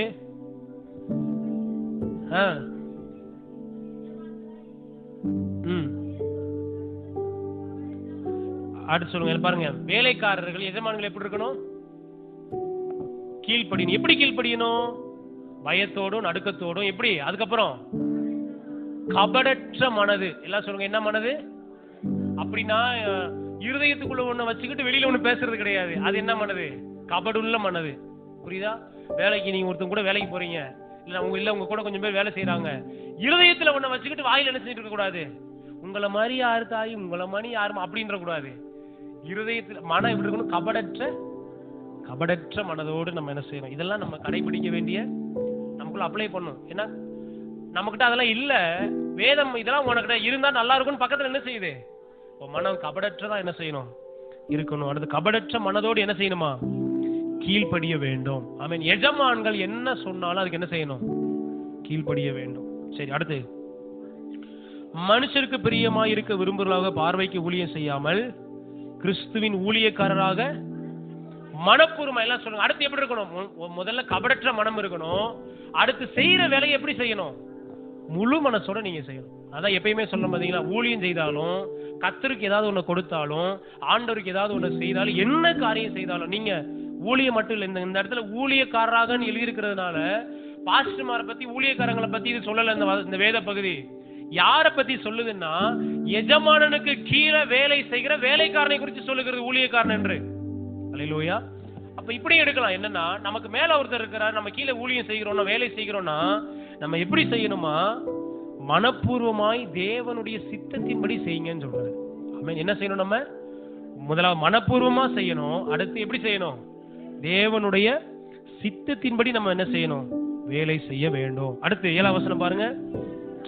அடிமையானவனானாலும் சுயாதீனம் உள்ளவனானாலும் அவனவன் செய்கிற நன்மையின்படியே கர்த்தரிடத்தில் பலன் அடைவான். அப்ப என்ன செய்யணும்? நான் மற்றவங்களுக்கு நன்மை செய்தேன்னா எனக்கு என்ன கிடைக்கும்? நன்மை கிடைக்கும். நான் மற்றவங்களுக்கு தீமை செய்தேன்னா ஒரே எல்லாரும் எனக்கு தீமை தாங்க செய்யறாங்க. நம்ம கொஞ்சம் என்ன செய்யணும்? உட்கார்ந்து என்ன பண்ணணும்? நம்ம யாருக்காவது தீமை செய்யறோமான்னு யோசிக்கணும். அல்லேலூயா. ஏன்னா நம்ம விதைக்கிறதா என்ன செய்யுது? எல்லாம் என்கிட்ட எரிஞ்செரிஞ்சு உழுகுறாங்க அப்படின்னா நம்ம கொஞ்சம் ஆலோசிச்சு என்ன செய்யணும்? நம்ம எங்கேயாவது எரியுறோமா? வீட்டுல எரியுறோமா? வீட்டுக்கார்ட்ட எரியுறோமா? பிள்ளைகள்ட்ட எரியுறோமா? அப்படின்றத என்ன செய்யணும்? பார்க்கணும். இல்லையா? நம்ம எதை விதைக்கிறோம்? எல்லாம் என்கிட்ட கோவப்படுறாங்கன்னா, எதை செஞ்சாலும் கோவப்படுறாங்கன்னா, நம்ம என்ன செஞ்சுட்டு இருக்கோம்? கோபத்தை எங்கேயோ என்ன செய்யறோம்? நம்ம விதைக்கிறோம். அது நமக்கு என்ன செய்யுது? அப்படியே திரும்ப வருகிறது. அவனவன் செய்கிற நன்மையின்படியே. என்ன சொல்லுவோம்? நான் செய்கிற நன்மையின்படிதான் கர்த்தரிடத்திலிருந்து எனக்கு பலன் வரும். அல்லேலூயா. அப்ப என்ன செய்யணும்? கர்த்தர் எனக்கு பலன் கொடுக்கறதுக்கு நான் என்ன பண்ணணும்? எப்படி செய்யணும்? மனப்பூர்வமாய் தேவனுடைய சித்தத்தின்படி நான் நன்மை செய்தேன்னா, அதனால ஏழைகளுக்கு கொடுக்கும் போது, ஊழியக்காரங்களுக்கு கொடுக்கும் போது, நீங்க விதைக்கும் போது கட்டாயத்தினால் அல்ல இல்லையா? மற்றவங்க இதை செய்யறாங்கன்ட்டு எதையும் என்ன செஞ்சிடக்கூடாது, மற்றவங்க பாக்குறாங்கன்ட்டு எதையும் என்ன செஞ்சிடக்கூடாது. என்ன செய்யணும்னா மனப்பூர்வமாய் நான் ஆண்டவருக்காக என்ன செய்யணும்? கொடுக்குற. அதனாலதான் காணிக்கை கொடுக்கும்போது கூட என்ன சொல்றாங்க? வலது கை வைத்திருக்கிற இடது கைக்கு என்ன செய்யக்கூடாதான். பாருங்க பாருங்க விதைக்கிறேன் பாருங்க, பாருங்க பாருங்க காணிக்கை போடுறோம் பாருங்க, இந்த பாருங்க. அப்படி விதைக்கிறது இல்ல இல்ல, மனப்பூர்வமாய் கர்த்தருக்கென்று என்ன செய்யணுமா? விதைக்கணும். அடுத்து கூட சொல்றாரு பாருங்க, மனுஷருக்கென்று ஊழியம் செய்யாமல் கர்த்தருக்கென்று நல் மனதோடு வேலை செய்யுங்க. என்ன சொல்லுங்க? கர்த்தருக்கென்று நல் மனதோடு. நல்லா நீங்க நிறைய நேரங்கள்ல நம்ம உழைக்கிற உழைப்புக்கு தக்க பலனை மனுஷன் ஒருவேளை என்ன செய்ய மாட்டான், கொடுக்க மாட்டான். நீங்க ரொம்ப பிரயாசப்படுவீங்க ஒருத்தருக்காக, ஆனா அவங்க என்ன செய்ய மாட்டாங்க, தரவே மாட்டாங்க. அதுக்காக மனுஷன் என்ன செஞ்சிருவான்னா, எதுக்கு நம்ம இதுக்கெல்லாம் போட்டு என்ன செஞ்சுக்கிட்டு அப்படின்னு என்ன செஞ்சிருவாங்க, சோர்ந்து போயிடுவாங்க. ஆனா எப்பயுமே நீங்க ஒருத்தவங்களுக்கு உதவி செய்யும் போது, ஊழியம் செய்யும் போது, நன்மை செய்யும் போது, எனக்கு மனுஷன் ஒருவேளை இந்த உதவி எனக்கு தக்க பலனை கொடுக்காமல் இருக்கலாம், ஆனா எனக்கு தக்க பலனை கொடுக்கிற ஒரு கர்த்தர் இருக்கிறார் என்று அறிந்து உதவி செய்யும். அல்லேலூயா, அல்லேலூயா. சரி, அடுத்த வசனம் பாருங்க. எஜமான்களே, அப்படியே நீங்களும் வேலைக்காரருக்கு செய்ய வேண்டியவைகளை செய்யணும். எல்லாம் சொல்லுங்க, என்ன செய்யணும்? செய்ய வேண்டியதை செய்யணும். குடும்பத்துல செய்ய வேண்டியதை என்ன செய்யணும்? செய்யணும். கடமையில சரியா இருக்கணும் தேவ பிள்ளை. புரியுதா? எனக்கு வேலை இருக்குன்னு வீட்டுல சோறு வீடு ஒண்ணு ஆக்குறது, துணி நீலாம் ஒண்ணு துவைக்கிறது, நான் பாட்டு அப்படியே நான் ஊழியம் செய்யறேன், போறேன், ஜெபம் பண்றேன்னு என்ன ஆகுறது இல்ல. குடும்பத்திற்கு செய்ய வேண்டிய. அதுதான் ஒரு வீட்டுல ஒரு சண்டை வந்திருக்கு, ஆவிக்குரிய வீட்டுல. புருஷன் சொல்லியிருக்காரு, ஆபிரகாம சாராள பத்தியா, சாராள பத்தியா, சாராள பத்தியா. சாராள ஆபிரகாமே ஆண்டவனே என்ன செஞ்சிருக்காங்க, நீ என்ன பண்ணி நாயின்னு என்ன செஞ்சுட்டு இருக்க, கூப்பிட்டு இருக்கேன்னு என்ன செஞ்சிருக்காரு அவரு. ஐயா அந்த அம்மா மேல என்ன செஞ்சிருக்காரு, ரொம்ப கோபப்பட்டு பேசியிருக்காரு. உடனே அந்த அம்மா சொல்றாங்க, ஆபிரகாம் ஆண்டவன் மாதிரி நடந்துக்கிட்டாயா, அதனாலதான் சாராமா எப்படி கூப்பிட்டுருக்காங்க, ஆண்டவனே கூப்பிட்டு இருக்காங்க. நீ நாய் மணிதான் நடக்கிற, அதனாலதான் ஒரு நாய் மணி கூப்பிடுறேன்னு இருக்காங்க. புரியுதா? ஆண்டவனே அவர் கூப்பிடுற அளவுக்கு யாரை இவர் சொல்லியா கூப்பிட்டாங்க இல்ல, சாராளுக்கே என்ன செய்யுது. ஏன் ஆண்டவனுக்கு தான் அர்த்தம் என்னன்னா, செய்ய ஆண்டவரை நம்ம ஆண்டவனை கூப்பிடுறோம் இல்லையா? ஏன் நம்ம கூப்பிடுறோம்? நமக்கு தேவையான எல்லாம் கத்து தர்றாரு, நம்ம பாதுகாக்கிறாரு, நம்மளை போஷிக்கிறாரு, நம்மளை நடத்துறாரு. அதனால எப்படி கூப்பிடுறோம்? ஆண்டவரேன்னு கூப்பிடுறோம். அப்ப கணவர் எப்படி இருக்கணும்? கணவன் செய்ய வேண்டிய கடமையை செஞ்சு ஆண்டவன் மாதிரி வீட்டுல என்ன செய்யலாம் இருக்கு. அதே மாதிரி மனைவியும் சொல்றேன், அவங்கள மட்டும் சொல்றீங்களா, இவங்களையும் பாருங்க. மனைவியும் தன்னுடைய கணவன் புருஷனுக்கு செய்ய வேண்டிய கடமைகளை செய்தா அவளும் ஒரு ஆண்டவளை போலதான். அல்லேலூயா, அல்லேலூயா. அவனவன் செய்ய வேண்டிய கடமைகளை நம்ம செய்தோம்னா, அதனால எபேசியர் 5லயே இந்த திருமண வாழ்க்கை குறித்து ரொம்ப தெளிவா என்ன செய்யுது. புருஷர்களே உங்கள் மனைவிக்கு என்ன செய்யுங்க, புருஷர்களே உங்க மனைவிக்கு கீழ்ப்படிங்களா, நல்லா இருக்கும். எப்படி இருக்கும்? புருஷர்களே உங்கள் மனைவியின் மேல என்ன செய்யுங்க, அன்பு கூறுங்க. மனைவியே உங்கள் புருஷர்களுக்கு என்ன செய்யுங்க, எல்லா காரியத்திலையும் கீழ்ப்படிங்க. கீழ்ப்படிதல் அன்பு கூறுதல். ஆமென். நல்லா கவனிங்க. மனைவி கீழ்ப்படிந்து அன்பை பெற்றுக் கொள்கிறார். புரியுதா? மனைவி என்ன செய்யறா, கீழ்ப்படியும் போது கணவன் இருந்து என்ன செய்யறா, மனைவி கீழ்ப்படிதலை கொடுக்கிறா, கணவன் என்ன செய்யறார், அன்பை கொடுக்கிறார். இங்க என்னத்தை கொடுக்கறது இல்ல, கீழ்ப்படிதலை கொடுக்கறது இல்ல. அதனால அங்கிருந்து என்ன வர்றது இல்ல, நேசிக்கவே மாட்டேன்றார், என்ன கண்டுக்கிறவே மாட்டேன்றாருன்னா என்னத்தை கொடுக்கணுங்க. புரியுது? அதே மாதிரி நல்லா கவனிங்க. புருஷன் அன்பை கொடுத்தா கீழ்ப்படிதல் என்ன செய்வாரு, தானா பெற்றுக்கொள்வார். இல்ல சொல்லுங்க, கொடுக்கல் வாங்க. கணவன் மனைவி வாழ்க்கை என்பது கொடுக்கல் வாங்க. அவன் கீழ்ப்படிதலை கொடுக்கும்போது அன்பு என்ன செய்யும், அன்பை கொடுக்கும்போது கீழ்ப்படிதல் கண்டிப்பா கிடைக்கும். அல்லேலூயா. சரி, அடுத்து கடமை. அப்ப செய்ய வேண்டிய கடமையை நான் என்ன செய்யணும், என் வீட்டுல என் பிள்ளைகளுக்கு நல்ல கவனிங்க. நான் ஊழியக்காரன் அதெல்லாம் நான் செய்ய மாட்டேன் அப்படின்ட்டு நான் இருக்கக்கூடாது. நல்ல கவனிங்க. நான் ஊழியக்காரனா இருந்தாலும் என் பிள்ளைகளுக்கு நான் யாரு, தகப்பன். என்னுடைய மனைவிக்கு நான் யாரு, புருஷன். என்னுடைய பெற்றோருக்கு நான் யாரு, இல்ல இல்லையா? அப்ப நான் ஒரு ஊழியக்காரனா இருந்தாலும் என்னுடைய பிள்ளைக்கு, என்னுடைய கணவனுக்கு, என்னுடைய பெற்றோர்களுக்கு, மற்றவர்களுக்கு நான் செய்ய வேண்டிய கடமைகளை சரியாய் நான் செய்ய வேண்டும். அல்லேலூயா. ஏன்னா வேதம் தெளிவாய் சொல்லுது, ஒருவன் தன் சொந்த குடும்பத்தை நடத்த அறியாதிருந்தால் எப்படி கர்த்தருடைய சபையை விசாரிப்பான்? ஊழியம் செய்யறதுக்கு முதல் ஒரு குவாலிஃபிகேஷன். ஊழியம் செய்யறதுக்கு என்ன குவாலிஃபிகேஷன், என்ன தகுதி தெரியுமா வேணும்? குடும்பத்தை ஒழுங்கா நடத்திருக்கணும்.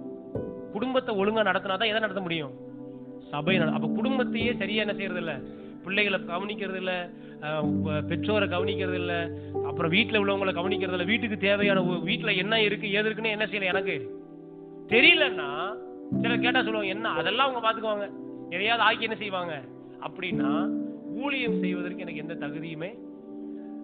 நான் எல்லாருக்கும் செய்ய வேண்டிய கடமைகளை சரியா என்ன செய்யணும்? குடும்பத்துல வரவு செலவு நான் கவனமா பார்க்கணும். எவ்வளவு வருது, எவ்வளவு செலவாகுது, பிள்ளைகளுக்கு என்ன தேவை இருக்கு, குடும்பத்துக்கு என்ன தேவை இருக்குன்றதை நான் கவனமா என்ன செய்யணும்? நான் வாட்ச் பண்ணணும். எங்க கூடுதல் செலவழிக்கிறோம், எங்க நம்ம எதுக்காக சேர்த்து வைக்கணும், இதெல்லாம் நான் என்ன செய்யணும்? செய்ய வேண்டிய கடமையை செய்யணும். பக்கத்துல பா சொல்லுங்க, குடும்பத்துல நீங்க செய்ய வேண்டிய கடமைன்னு ஒண்ணு இருக்கு. அந்த கடமைகள் என்ன செய்யணும்? கண்டிப்பா செய்யணும். எசப்பா வாங்க ஆண்டவரே கூட்டு போயிருங்க அப்படின்னா என்ன செய்யாது, அது நடக்காது. செய்ய வேண்டிய கடமைய பிள்ளைகளை படிக்க வைக்கணும், பிள்ளைகளுக்கு ஞானத்தை கொடுக்கணும், பிள்ளைகளை போஷிக்கணும். ஒரு பெற்றோரா பிள்ளைகளுக்கு செய்ய வேண்டிய சகலவற்றையும் என்ன செய்யணும்? செய்யணும். கடமையை சரியாய் வேதம் அதை போதிக்கிறது நமக்கு. ஆமென். சரியா? சும்மா எந்த நேரம் பார்த்தாலும் ஜமன்ட்டு உட்காரத பத்தி வேதம் சொல்லல. புரியுதா? செய்ய வேண்டிய கடமைய. ஆமா, சில ஊழியக்காரங்க அப்படிதான் இருப்பாங்க. எப்படி தெரியுமா? குடும்பத்தையும் என்ன செய்ய மாட்டாங்க, பிள்ளைகளை அங்கேயே அதுங்க கிடக்குங்க, அங்கேயே விளாண்டுட்டு இருக்குங்க, நம்ம எனக்கு ஜெபம் வேதம் தாங்க, அப்படி வேதம் என்ன செய்யல இல்ல. பிள்ளைகளுக்கு செய்ய வேண்டிய கடமையை சரியாய் செய்ய வேண்டும். ஆமென். அதே போல பெற்றோர், எனக்கு பெற்றோர் இருக்காங்கன்னா அவங்கள நான் என்ன செய்யணும்? குதிரை வயது ஆகும்போது அவங்க யாரா மாறுறாங்க? அவங்களும் குழந்தைகளா மாறிடுறாங்க. அப்ப நான் பிள்ளையா இருக்கும்போது எப்படி என்ன கவனிச்சாங்களோ அவங்க பிள்ளையாகும் போது நான் என்ன செய்யணும்? என்னுடைய கடமையை அதெல்லாம் அவங்க பாத்துக்குவாங்க, எப்படியாவது போய்க்குவாங்க அப்படின்ட்டு இருக்கு. என்ன செய்யக்கூடாது? நோ, கடமையை சரியா என்ன செய்யணும்? செய்யணும். அடுத்து வாசிங்க.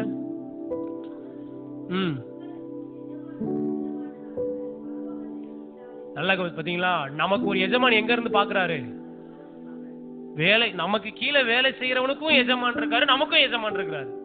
புரியுதா? அதனால எப்படி எனக்கு எங்க எல்லாருக்கும் ஒரு எஜமான் என்ன செய்யறாரு? அதனாலதான் ஒருத்தவங்களுக்கு நீதி செய்யும் போது, ஒருத்தவங்களுக்கு நியாயம் செய்யும் போது, வேலை செய்கிறவனுக்கு அவனுடைய கூலியை சரியாக வேதம் கொடுக்க வேண்டும் என்று சொல்லுது. ஏன்னா அவனுக்கும் ஒரு எஜமானன் இருக்காரு, எனக்கு ஒரு எஜமானன் என்ன செய்யறாரு? யார்ட்டையும் கொள்ளையடிச்சு நான் என்ன செய்யக்கூடாது, வைக்க கூடாது. என்ன பரலோகத்தில் இருக்கிற என் எஜமான் என்ன செய்யறாரு? அவரிடத்தில் என்ன கிடையாது? எல்லாம் சொல்லுங்க, அவரிடத்தில் நீ வேலைக்காரன் உனக்கு இவ்வளவுதான், நீ எஜமான் நீ உனக்கு இவ்வளவுதான், நீ ஊழியக்காரன் உனக்கு இவ்வளவுதான், நீ விசுவாசி அப்படின்ற ஒரு பட்சபாதம் யார்கிட்ட கிடையாது? ஆண்டவர்கிட்ட கிடையவே கிடையாது. அவர் எல்லோருக்கும் ஒரே தேவனா இருக்கிறார். அடுத்து சரி, அடுத்து கடைசியாக சகோதரரே, கர்த்தரிலும் அவருடைய சத்துவத்தின் வல்லமையிலும் நம்ம என்ன செய்யணுமா? நாம் பலப்பட வேண்டும். எதுல பலப்படணும்? கர்த்தருக்குள்ளேயும் அவருடைய வல்லமையில நம்ம பலனா இருக்கணும். ஆமென். எல்லாம் சொல்லுங்க, வல்லமையில. நம்ம வல்லமையில பலப்பட்டிருந்தோம்னா எந்த பிசாசுடைய கிரியிலும் நம்ம நெருங்கி என்ன செய்யாது, வராது. ஒரு ஊழியக்காரர் அப்படிதான் கடந்த வாரத்துல ஒரு இது கேட்டுட்டு இருக்கும்போது சொன்னாரு பாருங்க, இந்த இருட்டான இடத்துல, இந்த ஈரப்பதம் நிறைஞ்ச இடத்துல என்ன செஞ்சுக்கிறோம்? போய் பாம்பு பூச்செல்லாம் எங்க போய் உட்காரும்? இருட்டுக்குள்ளேயும் ஈரமான இடத்துலயுமே என்ன செஞ்சுக்கிறோம்? உட்கார்ந்துக்கிறோம். ஆமாவா இல்லையா? ஆமா. நீங்க லைட்டை போட்ட உடனே பாருங்க, பாஸ்ட் அப்படியே இந்த இது கரப்பாம்பூச்சுன்னா அப்படியே என்ன செய்யும்? தலைவரிக்கீங்க, இருட்டுக்குள்ள போய் ஓடி என்ன செய்யும்? அதே மாதிரி பாம்பு எங்க போய் ஒளியுது? இருளுக்குள்ள போய் ஒளியுது. ஆனா சூடா இருக்கிற இடத்துல, நெருப்பா இருக்கிற இடத்துல எதுவும் போய் என்ன செய்யாது, எதுவும் வராது. அப்ப சொன்னார் என்னன்னா, ஒரு தேவ பிள்ளை எப்பையும் அக்கினியா நிரம்பி இருக்கணும். பக்கத்துல பஸ் எப்பையும் அக்கினியா நீங்க நிரம்பி இருந்தீங்கன்னா, பிசாசு பார்க்கும் போதே எனக்கு என்ன செய்யும்? பிசாசு பார்க்கும் போதே தெரியும், எப்பா அங்க போனா என்ன ஆயிரும், எரிச்சே நம்மளை கொண்டுருவாங்க, அங்க போக கூடாதுன்னு பிசாசுக்கு நல்லா என்ன செய்யும் தெரியும். பக்கத்துல நெருங்க கூடாது, இந்த குடும்பத்துக்குள்ள என்ன செஞ்சிடக்கூடாது, போயிடவே கூடாதுன்னு என்ன செய்வான் பிசாசு, அவன் நல்லா தெரியும். ஆனா ரொம்ப கொஞ்சம் ஈரமா குளிரா இருந்தோம்னா அவனுக்கு என்ன செய்யும்? சர்ச்சைக்கு போவாங்க, அதெல்லாம் ஒன்றும் பிரச்சனை இல்லை, அதெல்லாம் பெரிய சூடெல்லாம் ஒன்றும் பெரிய அனல்லாம் ஒன்றும் இல்லை, போவாங்க சும்மா வருவாங்க, அப்படியே போயிட்டு வந்துருவாங்க, அதெல்லாம் நம்ம போய் இருந்துக்கலாம் அவங்க வீட்டுக்குள்ள அப்படின்னு என்ன செஞ்சிருவான். வீட்டுக்குள்ள ஜெப நெருப்பு எரியணும். அப்ப பிசாசு என்ன செய்யுமா? வீட்டுக்குள்ள பிசாசுக்குள்ள வீட்டுக்குள்ளே வரமாட்டான். பிசாசு வீட்டுக்குள்ளேயே அப்படிதான் ஒரு ஊழியக்கார பிசாசு வரத்துக்கு ஒருத்தவங்களை கொண்டு வந்திருக்காங்க. பிசாசு பாத்தீங்கன்னா இவர் வீட்டுக்குள்ள என்ன செஞ்சிருக்காரு? வீட்டுக்குள்ள உட்கார்ந்துருக்காரு. வீட்டுக்குள்ள பிசாசு என்ன செய்ய மாட்டேன், அந்த ஆளை உள்ளே வரமாட்டேன். வீட்டுக்குள்ள சொல்லுது, காசுலயே நிக்குது, இல்ல நான் வீட்டுக்குள்ள வரமாட்டேன் என்ன உள்ள கொண்டு போகாதீங்க. என்னன்னா வீடு முழுவதும் நெருப்பா என்ன செய்யுது? பிசாசு வீட்டுக்குள்ளேயே வரமாட்டான்னா அந்த ஆள் பக்கத்துல வருவான். யோசிச்சு பாருங்க, வீட்டுக்குள்ளே வர யோசிக்கிறான்னா அந்த ஐயா பக்கத்துல வருவான், ஊழியர் பக்கத்துல.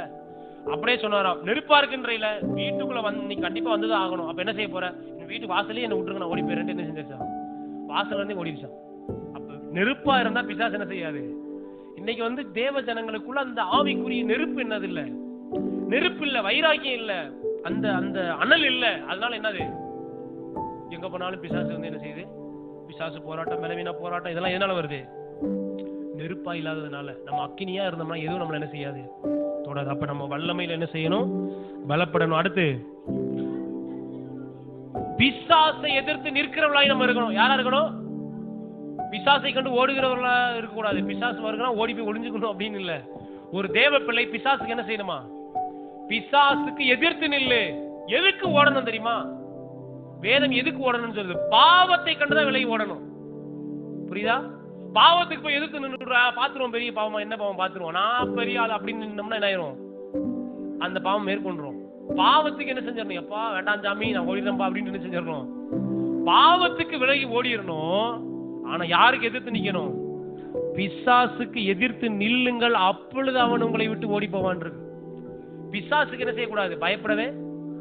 ஏன் பயம்லாம இருக்கணும், என்ன இருக்கணும், அங்க வல்லம் இருக்கணும். கர்த்தருடைய வல்லமையில பலப்பட்டு இருந்தா தான் பிசாசு என்ன செய்ய முடியும். இல்லாட்டி இந்த அப்போஸ்தலர் நடவடிக்கையில பாத்தீங்கன்னா ஒரு பிசாசு என்ன செஞ்சுச்சு, புடிச்சு 7 பேர் அடின்னு அடிச்சு வரட்டி என்ன செஞ்சிருச்சு, ட்ரெஸ் எல்லாம் உரிச்சு ஓட விட்டுருச்சு ரோட்ல. புரியுதா? அப்படி ஓடின ஊழியக்காரங்க கூட நிறைய பேர் என்ன செய்யறாங்க, இருக்கிறாங்க. பிசாசுக்கு அடி வாங்கின ஊழியக்காரங்க நிறைய பேர் இருக்கிறாங்க. கர்த்தருடைய வல்லமையில நம்ம நின்னோம்னா பிசாசு, அன்னைக்கு ஒரு பிசாசு இங்க வரட்டினேன், இந்த ஆலயத்துக்குள்ள வரும்போதே அந்த ஆவி சொல்லுது, இங்க கடவுள் என்ன, ஆண்டவர் என்ன செய்யறாரு, ஆண்டவர் இருக்கார், நெருப்பு இருக்கு, என்ன விட்டுருங்க அப்படின்னு ஆவி போற சொல்லுது. அப்ப கர்த்தருடைய அக்கினினால் ஆலயம் நிரம்பி இருக்கும்போது பிசாசுக்கு என்ன செய்யுது, கண்டிப்பா தெரியும் நம்ம எவ்வளவு வல்லமையில இருக்கிறோம்ன்றது பிசாசுக்கு தெரியும். அப்ப கர்த்தருடைய வல்லமையில நிரம்பி இருக்கணும். பிசாசுக்கு என்ன செய்யணும், எல்லாம் சொல்லணும், பிசாசுக்கு எதிர்த்து நிக்கணும். நம்ம எதிர்த்து நிக்கணும்னா அங்க வீட்டுக்காரட்ட போய் எதிர்த்து நின்று இருக்க, பாஸ்டர் சொல்றாரு இன்னைக்கு என்ன அப்படின்னு இருக்க கூடாது அங்க. புரியுதா? வீட்டுக்காரங்களுக்கு என்ன செய்யணும், கீழ்ப்படியணும். பிசாசுக்கு தான் எதிர்த்து நிக்கணும். ஆமே, பக்கத்துல பார்த்து சொல்லுங்க, வீட்டுல போய் எதிர்த்து நின்றுட்டு இருக்காதீங்க. அப்புறம் அடுத்த வாரம் இங்க சுகமளிக்கிற கூட்டம் நடத்தணும். ஆண்டவரே கைகால் பலவீனங்கள் எல்லாம் மாற்றுங்க ஆண்டவரே, இந்த வேதனைகள் இந்த காயங்கள்லாம் மறைந்து போகட்டும் ஆண்டவரே நடத்த வேண்டியிருக்கும். பிசாசுக்கு என்ன செய்யுங்க, பிசாசுக்கு எதிர்த்து நில்லுங்க, அப்பொழுது அவன் உங்களை விட்டு ஓடி போவோம். அடுத்து வாசிங்க, பிசாசின் தந்திரங்களோடு எதிர்த்து நிற்க திராணி உள்ளவர்களாகும்படி தேவனுடைய சர்வாயுத வர்க்கத்தை தரித்துக் கொள்ளுங்க. இதை தரித்துக் கொள்ளணும். இதெல்லாம் ஆண்டவர் மாட்டி விட மாட்டாரு. உட்காந்துட்டு ஏசப்பா மாட்டி விடுங்க ஆண்டவரே, இந்த சர்வாயுத வர்க்கத்தை எனக்கு மாட்டிருங்கன்னா அவர் என்ன செய்ய மாட்டாரு, அப்படிலாம் மாட்டி விட மாட்டாரு. வாப்பா வந்து மாட்டி விடுறவா, உனக்கு என்னென்ன வேணும் அப்படிலாம் மாட்ட மாட்டாரு. தேவனுடைய சர்வாயுத வர்க்கத்தை தரித்துக் கொள்ளுங்க. நல்லா கவனிச்சீங்கன்னா இந்த கிறிஸ்தவ வாழ்க்கையில எல்லாமே கர்த்தரா எதையும் நமக்கு என்ன செய்யறது இல்ல, அவரா கட்டாயப்படுத்தி எதையும் தர்றது இல்ல. நானா விசுவாசித்து விருப்பப்பட்டு எடுத்து மாட்டிக்கிறேன். புரியுதா? இப்ப உங்க பீராக்குள்ள ஒரு 10 20 சேலை 30 சேலை என்ன செஞ்சிருக்கீங்க, அங்க பீராக்கு முன்னாடி போய் ஏசப்பா இந்த துணி எனக்கு எடுத்து மாட்டி விடுங்கன்னா எப்படி மாட்டி விட முடியும்? அப்படிதான் நம்ம எல்லாம் இருக்கோம் இன்னைக்கு. புரியுதா? ஆண்டவரே இந்த சட்டையை மேல போட்டு விட்டுருங்க ஆண்டவரே அப்படின்னு அவர் அப்படியே வந்து சட்டையெல்லாம் எடுத்து உதறி கையை நீட்டு மகனே, காலையில கை இந்த பக்கம் நீட்டு இந்த பக்கம் நீட்டு மாட்டி விடுறவரு இல்ல. புரியுதா? என்ன செய்யணும், நம்ம போய் எடுத்து தரித்து கொள்ளுகிறோம். இருக்கு, எடுத்து தரித்து கொள்ளுகிறோம். அதான் ஆண்டவர் சொல்றாரு, தேவனுடைய சர்வாயுத வர்க்கங்கள் எல்லாம் இருக்கு, அதெல்லாம் நீங்க தரித்து கொள்ளுங்க. இல்ல சொல்லுங்க மாட்டி விடுங்க இல்ல, வேதம் அப்படி சொல்லல. என்ன சொல்லுது, தரித்து கொள்ளுங்க. அப்படி நீங்க எடுத்து என்ன செய்யணும், என்னென்ன ஆயுதங்கள்லாம் இருக்குன்னு சொல்லுங்க பாப்போம். என்ன ஆயுதங்கள்லாம் இருக்கு, கீழே வாசிங்க, எடுத்து கீழே வாசிங்க. மாம்சத்தோடும் இரத்தத்தோடும் அல்ல, துரைத்தனங்களோடும் அதிகாரங்களோடும்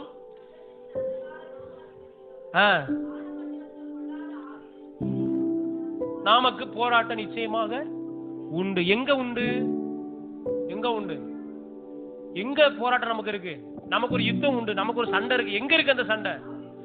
ஆவிக்குரிய உலகத்துல ஒரு சண்டை இருக்கு, நமக்கு போராட்டம் இருக்கு. அது ஆவிக்குரிய உலகத்துல தான் நம்ம ஜெயிக்கணும். இப்ப உங்களுக்கு விரோதமா காரணம் சம்பந்தமே இல்லாம ஒருத்தர் எழும்புறான், ஒரு மனுஷன் எழும்புறான், இல்ல ஒரு நபர் எழும்புறாங்க, ஒரு பிரச்சனை எழும்புதுன்னா நம்ம போய் அவன்கிட்ட போய் நினைச்சிட்டு இருக்க கூடாது.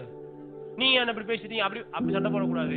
அவனுக்கு பின்பாக ஒரு ஆவிக்குரிய வல்லமை என்ன செய்து செயல்படுகிறது. இப்ப ஊழியத்துக்கு விரோதமாக நிறைய பேர் எதிர்ப்பு தெரிவிக்கிறாங்கன்னா முதல்ல நான் எங்க போராடணும், அவர்களை எல்லாம் தூண்டுகிற ஒரு ஆவி என்ன செய்து, ஒரு வானமண்டலத்துல ஒரு பொல்லாத ஆவி என்ன செஞ்சுக்கிட்டு இருக்கு, கிரியை செய்து கொண்டிருக்கு.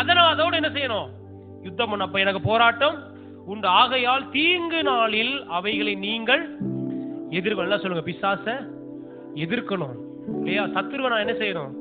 எதிர்க்கணும்.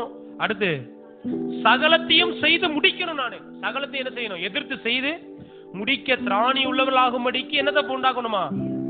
தேவனுடைய சர்வாயுத வர்க்கத்தை எடுத்துக்கொள்ளுங்க. அப்படின்னா என்ன? உனக்கு ஒரு சண்டை இருக்கு, யுத்தம் இருக்கு. நல்லா கவனிங்க, இதை நல்லா மைண்ட்ல வச்சுக்கோங்க. ஒரு பெரிய யுத்தம் பண்றதுக்கு நம்ம என்ன செய்யணும்? போகணும். ஒரு பெரிய எதிரி படை நம்மளை தாக்குறதுக்கு என்ன செய்யுது? வருது. அப்ப நம்ம ஆண்டவர் சொல்றாரு, நீ அந்த யுத்தத்துக்கு என்ன செய்யணும்? நீ போய் அவங்க கூட சண்டை போடணும். போறதுக்காக என்ன பண்ணுனா, இங்க கொஞ்சம் ஆயுதங்கள்லாம் என்ன செஞ்சிருக்கிறேன்? அடுக்கி வச்சிருக்கேன். அதெல்லாம் எடுத்துக்கிட்டு என்ன செய்ய போ.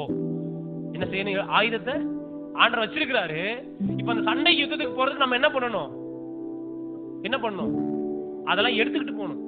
அதெல்லாம் யார் தான் செய்யணும்? நம்ம தான் செய்யணும். ஆயுதங்களும் ஆண்டவர் வச்சிருக்கிறாரு. இல்ல நான் தூள் கலப்பிடுவோம் பாருங்க, அங்க என்ன ஒண்ணு எடுக்காம போயிட்டோம்னா என்ன ஆயிரும்? என்ன ஆயிரும்? அடி வாங்கிட்டு அப்படியே திரும்பி வர வேண்டியதான் இல்ல. என்னென்ன ஆயுதங்கள் ஆண்டவர் வச்சிருக்காரு பாருங்க. சத்தியம் என்னும் கச்சை. சத்தியம் எல்லாம் சொல்லுங்க. சத்தியம் அப்படின்னா கர்த்தருடைய வார்த்தை, வேதம் என்ன நமக்கு போதிக்குது. சத்தியத்தை நம்ம என்ன செய்யணுமா? கச்சை. சத்தியம் என்னும் கச்சை அறையில் கட்டினவர்களாய் நீதி என்னும் மார்க்கவசம்.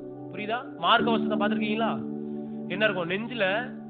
இந்த யுத்த வீரர்கள் அந்த படம் எல்லாத்தையும் காமிச்சிருவேன் நான். இந்த மார்பு பகுதியில மட்டும் ஒரு சீல்டு என்ன செஞ்சிருப்பாங்க? அப்படியே ஒரு மார்க் கவசம் வச்சிருப்பாங்க. என்னன்னா, யாராவது அம்பு எல்லாம் எய்து விட்டாங்க அப்படின்னா என்ன ஆகாது? அது இந்த பட்டாலும் அப்படியே தெரிச்சு என்ன செஞ்சிரும்? ஏன்னா அவ்வளவு இரும்பா இது என்ன செஞ்சிருக்கு? என்ன செய்யுது? இருக்கு. அப்ப பிசாசு எதிர்த்துறதுக்கு அப்படியே ஒரு பிசாசு கூட போய் சண்டை போடுறேன்ட்டு ஒரு நல்ல இந்த மார்க்கவசத்தை வாங்கி மாட்டிட்டு போய் சோத்திரம்னா என்ன ஆகாது? அங்க ஒண்ணு நடக்காது. எதை மாட்டணும்ன்றாரு? நீதி என்னும் மார்க்கவசம். நீதி இல்லாம சந்தரபாரி இந்தரபாடினாலும் அங்க ஒண்ணு என்ன செய்யாது? அங்க பிசாசு போய் எனக்கு தெரியும்டா நீ என்ன ஆள், எனக்கு என்ன செய்யும்? பொல்லாத ஆவியில் சேனைக்கு என்ன செய்யும்? தெரியும். நம்ம போய் சும்மா வெறும் அந்நிய பாஷை பேசிட்டு இருந்த உடனே அது அரண்டு அப்படியே ஓடிட்டு என்ன செய்யக்கூடாது? நீதி என்னும் மார்க்கவசத்தை நம்ம தரிச்சிருக்கணும். புரியுதா? பரிசுத்தம் நீதி இருந்தா தான். இல்லன்னா என்ன ஆகும்னா, நேராம விடுற அம்பு எங்க வரும்? அப்படியே வந்து ஒரு அடி அடிக்கும், அவ்வளவுதான். அதோட எண்ணிக்க முடியாது. நீதி இருந்துச்சுன்னா நீதி நம்மள என்ன செய்யும்? நம்ம இருதயத்தை பாதுகாக்கும். நீதி, புரியுதா? நீதி இருதயத்தை பாதுகாக்குது. அடுத்து செருப்பு எப்படின்னா, சுவிசேஷத்தும் என்னும் ஆயத்தத்துக்குரிய பாதரட்சினா எப்பயும் சுவிசேஷம் அறிவிக்கிறதுக்கு ஆயத்தமா இருக்கணும். அதான் என்னதை காமிக்குது? வெளியில கிளம்புங்கன்னா டக்குன்னு பாட்டுறோம், நம்ம செருப்பு போடுறோம்ல, அதே தான். சுவிசேஷம் அறிவிக்கணும் உடனே ஆயத்தம் என்னும் பாதரட்சை. பாத்தீங்களா? ஓகே. அடுத்து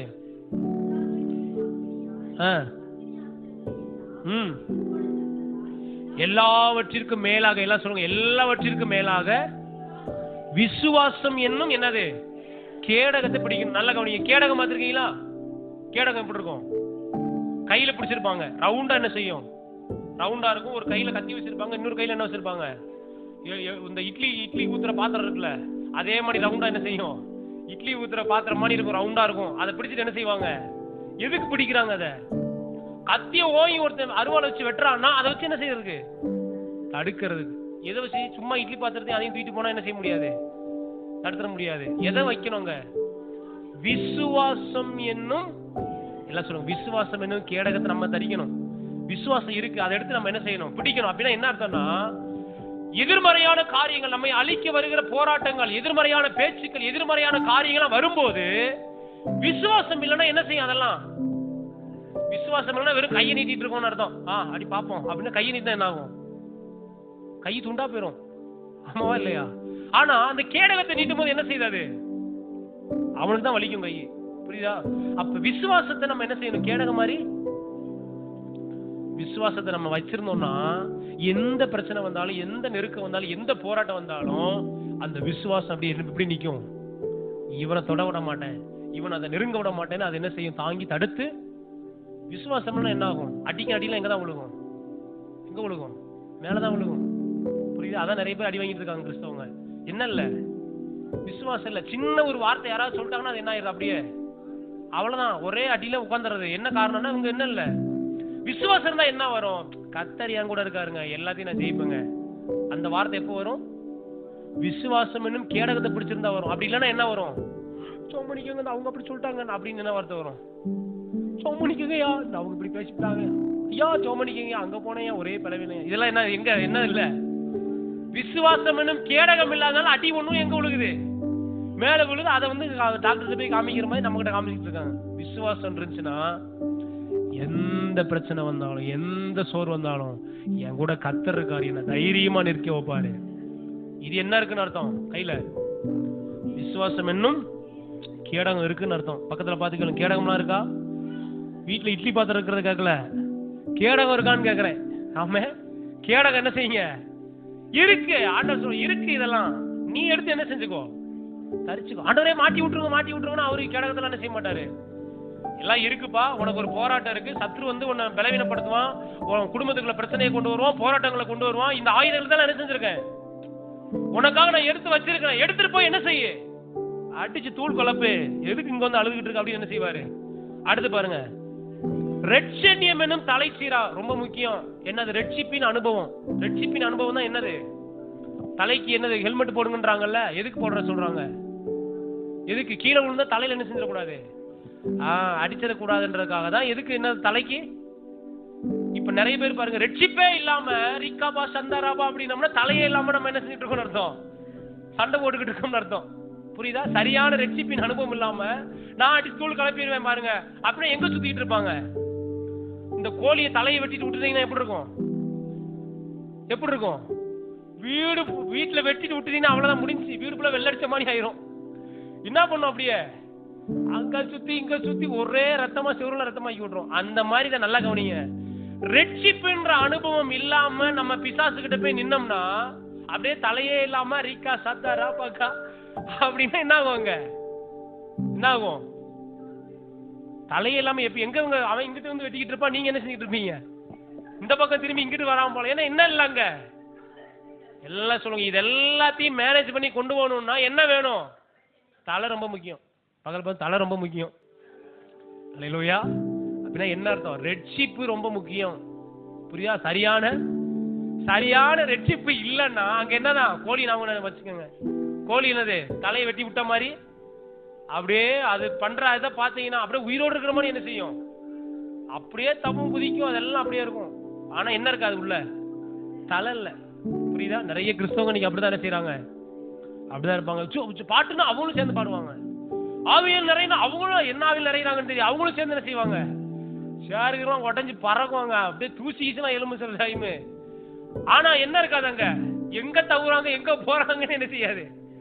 காரணம் என்ன? இல்ல ரெட்ஷிப்பு இல்ல. பக்கத்துல ரெட்ஷிப்பு ரொம்ப முக்கியம். சொல்றாங்க இல்லையா, ஏன் தலைக்கு ஹெல்மெட் போட சொல்றாங்க? ஏதாவது ஒரு அவயங்கள் அடிபட்டுச்சுன்னா என்ன செஞ்சிடலாம், கொஞ்சம் சரிப்படுத்திடலாம். ஏன் தலைய வண்டிலாம் ஓட்டும் போது ஹெல்மெட் கட்டாயம் சொல்றாங்க? இதுக்காக. ஏன் தலை போச்சுன்னா ஒண்ணுமே இல்லை. அதுக்கு தான் ஒரு யுத்த வீரனுக்கு என்னது ரொம்ப முக்கியம்? ஹெல்மெட் ரொம்ப முக்கியம். அந்த ஹெல்மெட்ல சின்ன கேப் கூட இருக்க கூடாது. அதான் பாருங்க, கோலியாத் அவ்வளவு பெரிய உருவமா வந்து என்ன செய்யறான், அவ்வளவு பெரிய உருவமா வந்து நிக்கிறான். கோலியாத் வந்து எல்லாரையும் பயமுடுத்துறான். தலையில பெரிய வெயிட், அவனே தலையில அவன் என்ன செஞ்சிருக்கான். ஆனா இந்த அபிஷேகம் பண்ணப்பட்டவனுக்கு ஒரு சின்ன கேப் தெரியுது. நெத்தியில ஒரு சின்ன கேப் என்ன செய்யுது இருக்குன்ட்டு கோலியாத் என்ன செஞ்சான்? தாவீது கல்ல சுருட்டி கரெக்டா நெத்தியில விட்டான். பாத்தீங்களா? அபிஷேகம் பண்ணப்பட்டவனுக்கு தான் தெரியும் அந்த கேப். அல்லேலூயா. இப்ப அவன் அந்த கேப்பை மறைச்சிருந்தானா என்ன இருந்திருக்காது, அங்க அடிச்சிருக்க முடியாது அவன். அப்ப அதுக்குதான் சொல்றேன், தலை கவசம் ரொம்ப என்ன, தலையில இருந்தா என்ன செய்யுது, எல்லாத்துக்கும் கட்டளைகள் பிறக்குது. ரெட்ஷிப்பின் அனுபவம் ரொம்ப முக்கியம். பக்கத்துல பேசணும். ரெட்ஷிப் இல்லாம பாட்டு டான்ஸ் அது இது எது எல்லாமே என்னது, எல்லாமே வேஸ்ட். ரெட்ஷிப்பின் அனுபவம் தான் நம்மள என்ன செய்யுது கரெக்டா. ஏன்னா தலை தான் என்ன செய்யும், அவன் தாக்க வர்றான் பாரு, கையை நீட்டு நீ இதுன்னு சொல்லணும். எங்க இருந்து கட்டளை பிறக்கணும்? தலையில தான் பிறக்கணும். அப்பதான் கை என்ன செய்யும், இந்த பக்கம் அடி வர, இந்த பக்கம் நீட்டும். விசுவாசம் என்ன செய்யும், மார்க்கவசம் என்ன செய்யும், பாதுகாக்கும். இது எதுவுமே இல்லைன்னா தலையில இருந்து என்ன வராது, கட்டளையே வராது. சும்மா அப்படியே வீசிக்கிட்டு இருக்க வேண்டியதான் பாடு ஆய்வு அப்படின்ட்டு. அப்ப ஒண்ணுமே என்ன செய்ய முடியாது. அப்ப ரெட்ஷிப் ரொம்ப சரியான ரெட்ஷிப் இல்லைன்னா பிசாசு எதிக்க முடியாதுங்க. நிறைய ஊழியக்காரங்க கூட இன்னைக்கு பிசாசு அடிச்சு தோச்சறான் இன்னைக்கு. காரணம் என்னன்னா, ஊழியக்காரங்களுக்குள்ளேயே சரியான ரெட்ஷிப்பு இல்லாம இருக்கு. நம்ம ரெட்ஷிப்பை சரி அந்த அதே சொல்ல பாத்தீங்கன்னா, அந்த அப்போஸ்தலர்ல நம்ம பார்த்தோம் இல்லையா, இந்த மாய வித்தைக்காரனாகிய சீமோன் அவரு பாருங்க ஆவியில் நிறைய எல்லாம் ஆண்டவர்கள் ரட்சிக்கப்பட்டு வந்துட்டாரு. ஆனா அப்போஸ்தலர்கள் கை வச்சு ஜெபம் பண்ணும்போது பரிசுத்த ஆவியானவர் கிடைக்கிறார். உடனே இவருக்கு ஒரு ஆசை, என்னது, இந்தாங்க 10,000 ரூபாய், நான் யார் மேல கை வைக்கணும் அவங்களும் அப்படி என்ன செய்யணும். அப்ப அவனை பார்த்து சொல்றாரு, நீ கசப்பான பிச்சிலும் பாவ கட்டிலும் அகப்பட்டிருக்க. அப்படின்னா அவன் சரியாவே என்ன செய்யல.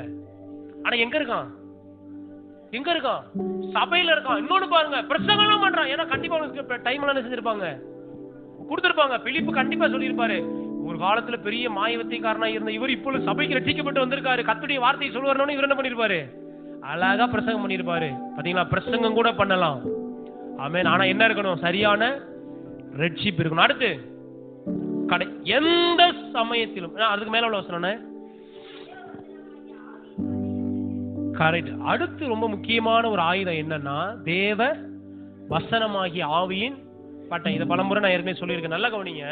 இதுக்கு முன்னாடி இருக்கிற அந்த ஆயுதங்கள் எல்லாம், கச்சையா இருக்கட்டும், மார்க்கவசமா இருக்கட்டும், கேடகமா இருக்கட்டும், தலைச்சீவாராவா இருக்கட்டும், ஆயத்தம் என்னும் செருப்பா இருக்கட்டும், இதெல்லாம் என்ன பண்ணுதுன்னா நம்மை பாதுகாக்க உதவி செய்கிறது. இந்த ஆயுதங்கள் என்னது, விசுவாசம் நம்ம பாதுகாக்குது, ரட்சிப்பு நம்ம பாதுகாக்குது, நீதி நம்மளை பாதுகாக்குது, சுவிசேஷத்துக்கான ஆயத்தம் நம்மள என்ன செய்யுது, சத்தியம் என்னும் கச்சை, இதெல்லாம் நம்மள என்ன செய்யுது, இதெல்லாம் பாதுகாக்கிற ஆயுதங்கள். என்ன ஆயுதங்கள் அப்படின்னா, ஒரு சத்துரு நம்ம தாக்குறாங்கன்னா நம்ம என்ன செய்யலாம், நம்ம பாதுகாத்துக் கொள்ளலாம். ஆனா நீங்க உங்களை பாதுகாத்து கொண்டே இருப்பதனால பிசாசு பலவீனப்படுவது கிடையாது. நல்லா புரிஞ்சுக்கணும், பிசாசை எப்படி ஜெயிக்கணும்னு சொல்றேன். பல போராட்டங்களை நமக்கு தந்துகிட்டே இருக்கானா, இதெல்லாம் வச்சு உங்களை பாதுகாத்துக்கிட்டே இருந்தான்னா நீங்க என்ன செய்ய முடியாது, நீங்க பாதுகாப்பீங்க. இப்ப ஒருத்தவங்க ஓங்கி ஓங்கி உங்களை வந்து ஒரு 100 தடவை அடிச்சுக்கிட்டே இருக்காங்கன்னு வைங்க, நீங்க வாங்கிட்டே என்ன செய்றீங்க இருக்கிறீங்க, யார் சோர்ந்து போவா, அவன் அடிச்சுக்கிட்டே இருக்கான், நீங்க என்ன பண்றீங்க, அப்படியே இப்படி தடுக்கிறீங்க, இப்படி தடுக்கிறீங்க, இப்படி தடுக்கிறீங்க, புடிஞ்சு பாக்குறீங்க, பாக்குறீங்க, ஆனா அடி விழுந்துகிட்டே தான் என்ன செய்யுது இருக்கு, ஆனா தடுக்கிறீங்க. அப்ப யார் பலவீனப்படுவா, நீங்க பலவீனப்படுவீங்க. நீங்க ஏன்னா அவன்கிட்ட என்ன செய்றீங்க, உங்க முழு பலத்தையும் உபயோகிச்சு என்ன பண்றீங்க, அவன் பலவீனப்படவே, அவன் எப்ப பலவீனப்படுவான்னா, வாங்கிட்டே தடுத்துக்கிட்டே இருக்கும்போது 4 குடும்பங்களை திருப்பி கொடுத்தோம்னா என்ன செஞ்சிருவான், கொஞ்சம் கொஞ்சமா அவன் பலவீனப்பட. எவ்வளவு வாங்குறன்றது முக்கியம் இல்ல இல்லையா, திருப்பி எவ்வளவு கொடுக்குறோன்றதான். வீட்டுல போய் கொடுத்துடாதீங்க அடிய. நம்ம பிரச்சனைகளை போராட்டங்கள் நமக்கு நிறைய கொடுத்துட்டே இருக்கான் பாருங்க, எல்லாத்தையும் நான் தாங்குறேங்க, எல்லாத்தையும் நான் மேற்கொள்றேங்க, என்ன சோதனை வந்தாலும் ஆண்டவருடைய பலத்தால கிருபையால் என்ன செய்யறேன், தாங்கிக்கிறேங்கன்றதுனால நீங்க ஜெயிச்சிட்டீங்கன்ற அர்த்தம் கிடையாது. 100 அடி இல்ல 200 அடி கூட உங்களால சில நேரம் என்ன செய்ய முடியும். அப்படின்னா அவன் அந்த அளவுக்கு கொடுக்கறதுக்கு ரெடியா என்ன செய்யறான். பிசாசு எப்ப பலவீனப்படுவான்னா, வாங்கிக்கிட்டு இருக்கும் போதே திருப்பி என்ன செய்யணும், எதை வச்சு கொடுக்கணும், தேவ வசனமாகிய ஆவியின் பட்டயம். நல்லா கவனிச்சீங்களா, மேல சொல்லப்பட்ட இந்த ஆயுதங்கள் எல்லாம் உங்களை பாதுகாக்கிற ஆயுதம். ஆனா ஒரே ஒரு ஆயுதம் தான் திரும்பி தாக்குவதற்காக கொடுக்கப்பட்டிருக்கு. என்ன ஆயுதம் கொடுக்கப்பட்டிருக்கு, தேவ வசனமாகிய ஆவியின் பட்டயம். அப்படின்னா என்னன்னா, உங்களுக்கு விரோதமாய் போராட்டங்கள் பிரச்சனைகள் வரும்போது நீங்க கர்த்தருடைய வார்த்தை எடுத்து அந்த பிசாசுக்கு மேல செலுத்தும் போது ஓங்கி ஒரு வெட்டு என்ன செய்றீங்க, அப்பனா அவன் ஒரு பலவீனத்தை சந்திக்கிறான். புரியுதா, இப்படி ஒரு 50 தடவை உங்களை அடிக்கும் போது 100 தடவை நீங்க வெட்டிட்டீங்கன்னா அவனுடைய பலன் முடிஞ்சிடும். புரியுதா, எப்படி தாக்கணும் நம்ம அவனை எல்லாம் சொல்லுவோம், வசனத்தினாலதான் பிசாசை மேற்கொள்ள முடியும். பக்கத்துல வசனம் வாசிக்காம, கர்த்தருடைய வார்த்தை இல்லாம வரட்டும் இன்னைக்கு ஒரு கை பாத்துறேன்னா ஒரு காரியம் என்ன செய்ய முடியாது. என்ன பெரிய பிசாசு நான் பார்க்காத அப்படின்னா என்ன ஆயிரும், ஒண்ணும் நடக்காது. கர்த்தருடைய வார்த்தையினால நிரம்பி இருக்கும். இன்னைக்கு ஏன் பிரச்சனைகள் வரும்போது போராட்டங்கள் வரும்போது கிறிஸ்தவர்கள் பலவீனப்பட்டு பின்வாங்கி போறாங்கன்னா அதுக்கு ஒரு காரணம் சொல்றேன். தேவ ஜனங்களுக்குள்ள கர்த்தருடைய வார்த்தை இல்லாதனாலதான். பிசாசை தாக்குவதற்கு வேதம் சொல்லுகிற ஒரே ஒரு ஆயுதம், என்ன ஆயுதம், தேவ வசனமாகிய ஆவியின் பட்டயம். கையில ஒன்னா இருக்கு, உங்க கையில ஆவியின் பட்டயத்தை வச்சுட்டு நீங்க நின்னீங்க, நான் பிசாசு அங்க வரும்போதே பயப்படுறோம்.